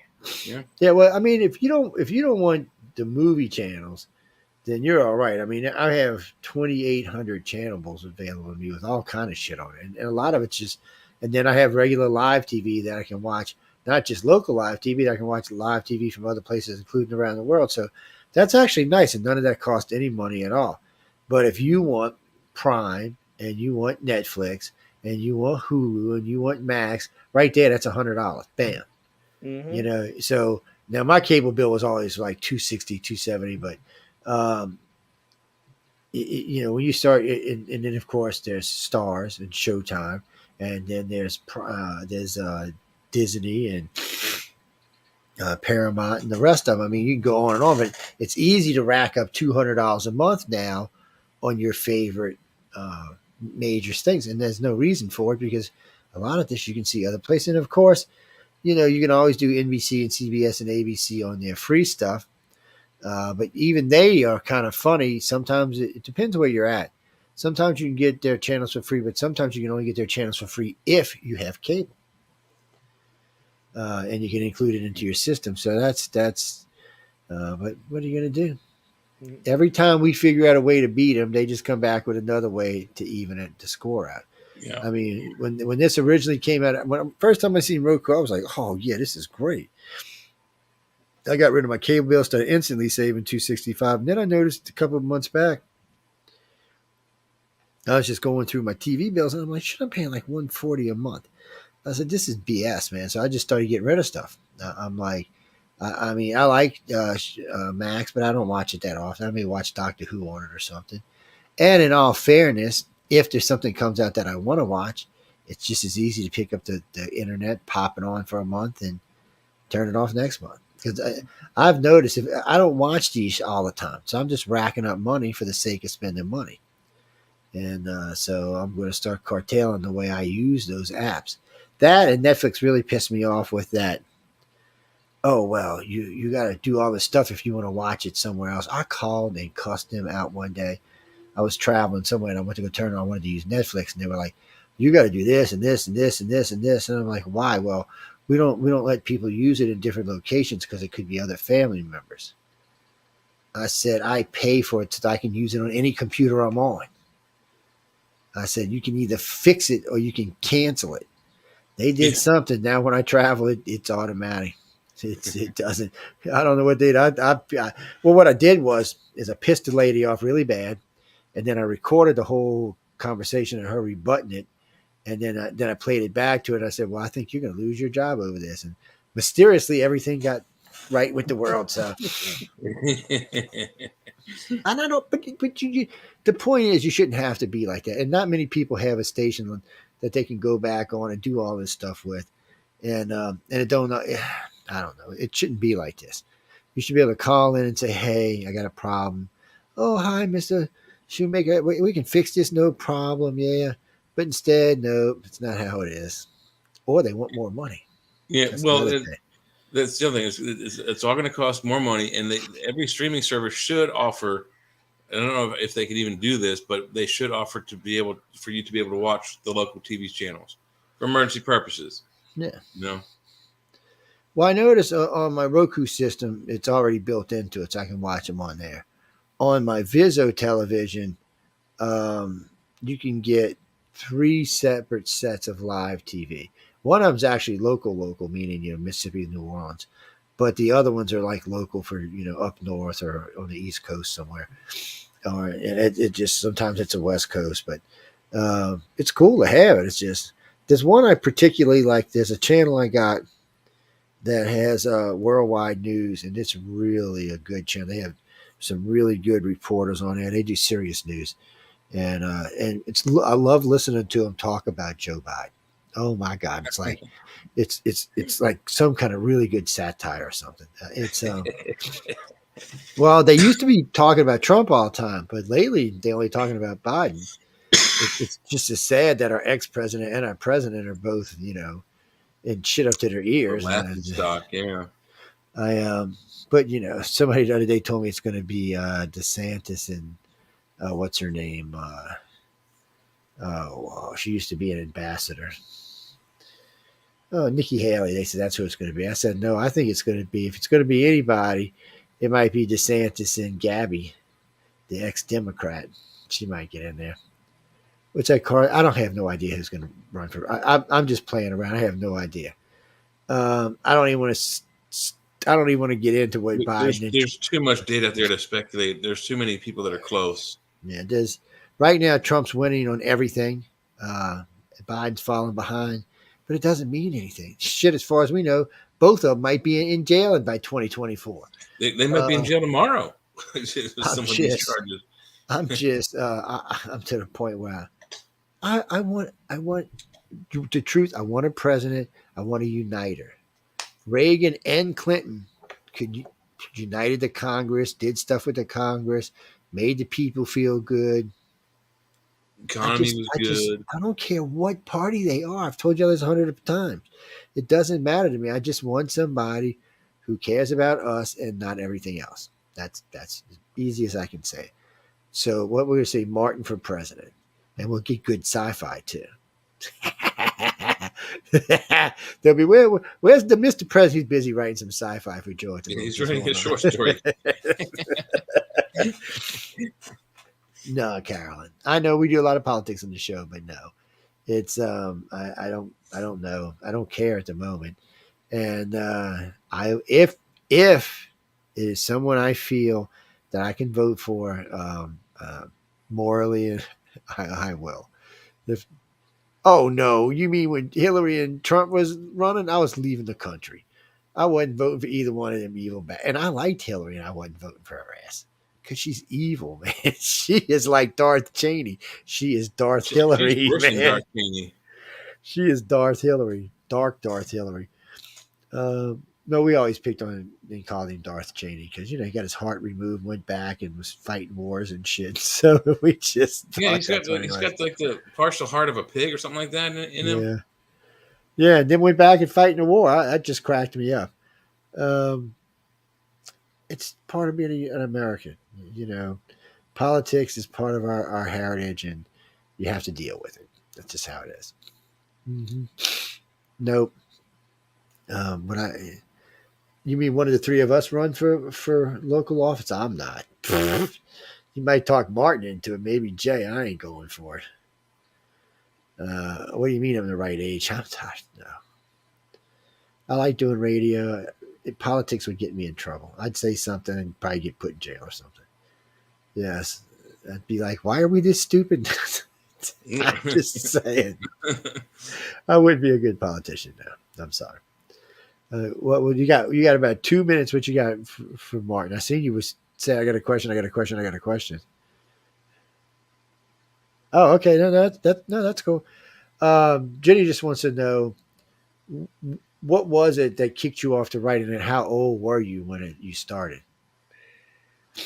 My mom used to say that I told stories before I could write. I don't remember that far. My memory is actually not great before high school, but she says I told stories about my imaginary friends before I could even write. So it's always been part of me. But I spent nearly 5 decades giving up too easily. Yeah. But I had the temptation, the desire to tell stories for the longest time. That I like to think that normal people, assuming we're not normal, normal people have what I call an idea filter. Something comes along, a wild combination of two things like chimps in New York. And we say, and the normal people say, that's ridiculous. That makes no sense. And they discard it. It passed through their brain and was gone. A storyteller says, how would I make sense of that? Why are these chimps in New York? What happens while they're there? Who brought them there? Who's going to be upset that they're there?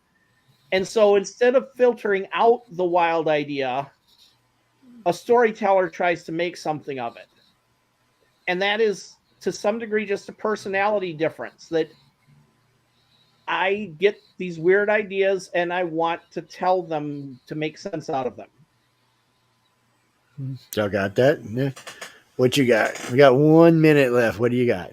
No, that's stupid. Not stupid. No. writersoffuture.com if you want to join. If you want to submit, writersoffuture.com. If you want to buy something, galaxypress.com. What else? No. I'm going to get Martin to give his address one more time before we leave. But what?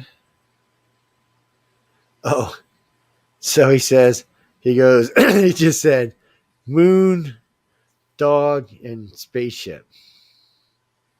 Are you going to write a book based on the moon, dog, and the spaceship?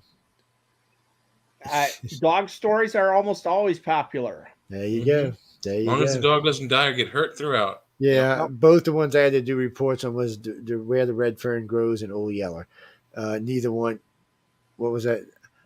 I'd recommend you read the story. You need to be ready for what the about end the of the movie story. Dog's Life? Do you ever see that? The dog dies 3 times. It's the same soul. It's a great movie, but the dog dies 3 times, and it's so sad all the way through the movie. Oh Lord, I don't need no sad doggy tales. No, Carol, I got enough real ones. No, we got to go. Wait, what? It's midnight. This poor man. What is it? 1 a.m. for you, Martin? 1 a.m. for me. Yep. Yeah. No, this man's up late. His cat's getting him. Like, get your ass in bed, Dad. This is bullshit. What are you still doing Feed up? me, Martin, and then go to bed. Bullshit. Oh well, I don't know. I would now. You mean if Jeff Bezos offered me to take a ride or Virgin Airlines? Hell yeah, I'd take a ride. Yeah, as long as it didn't squish me or kill me or give me a freaking heart attack. I'd be ready to I'll go too, but only as long as there's a promised return right. If I don't like it, yes, get me off this thing.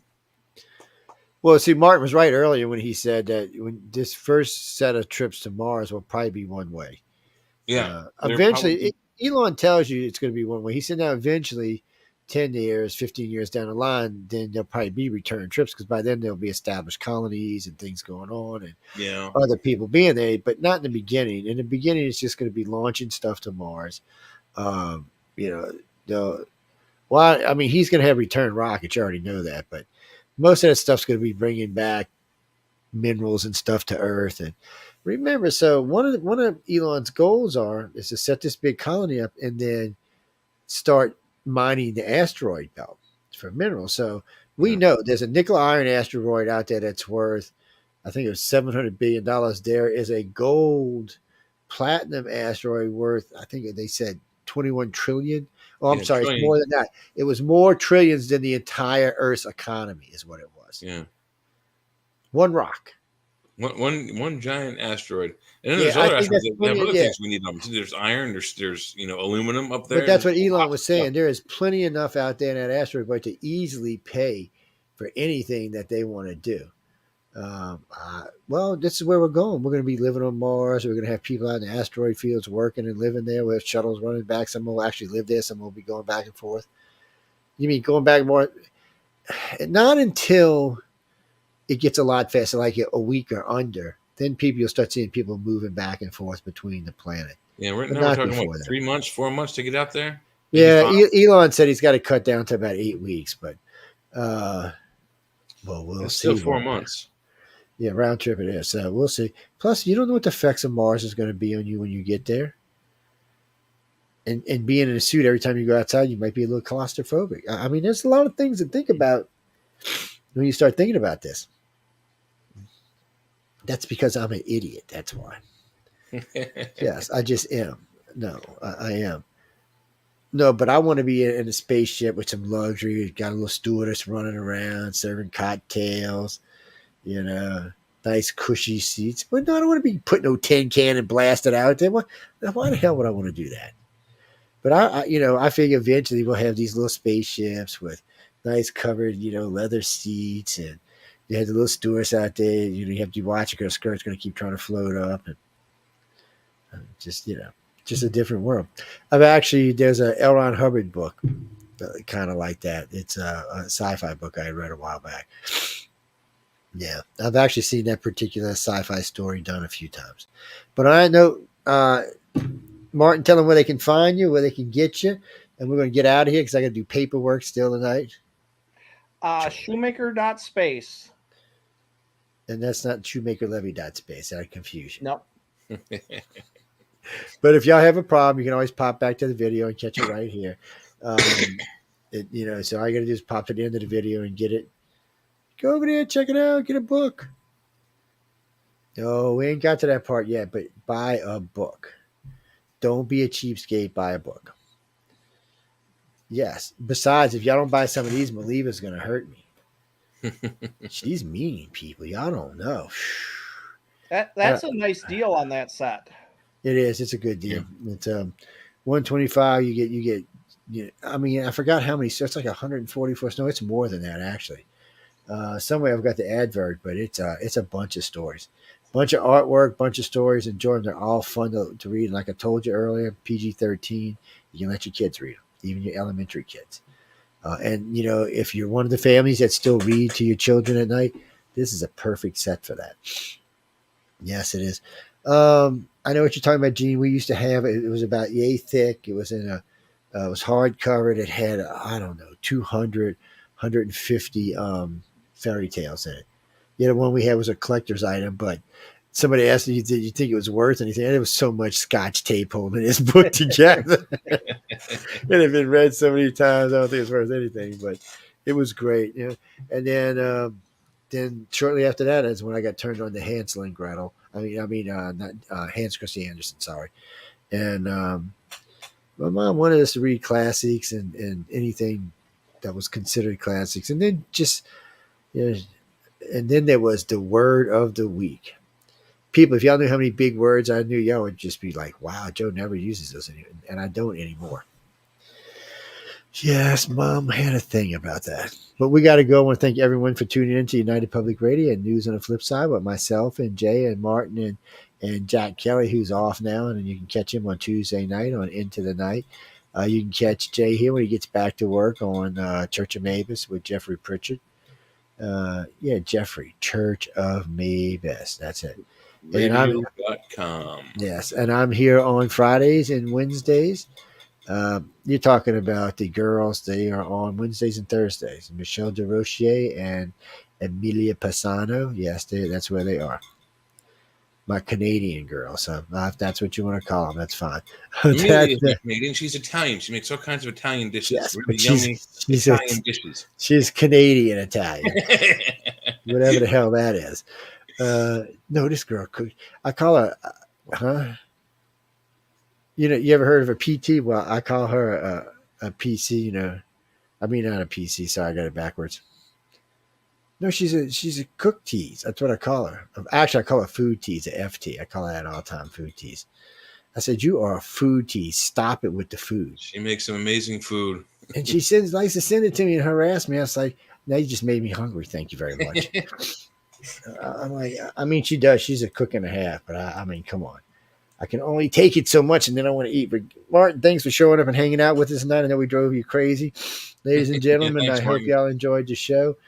Any moans, groans, bitches, or cripe, you direct them to Michelle DeRochier at Michelle DeRochier, and tell her Joe sent you. Good night, everybody. Good night.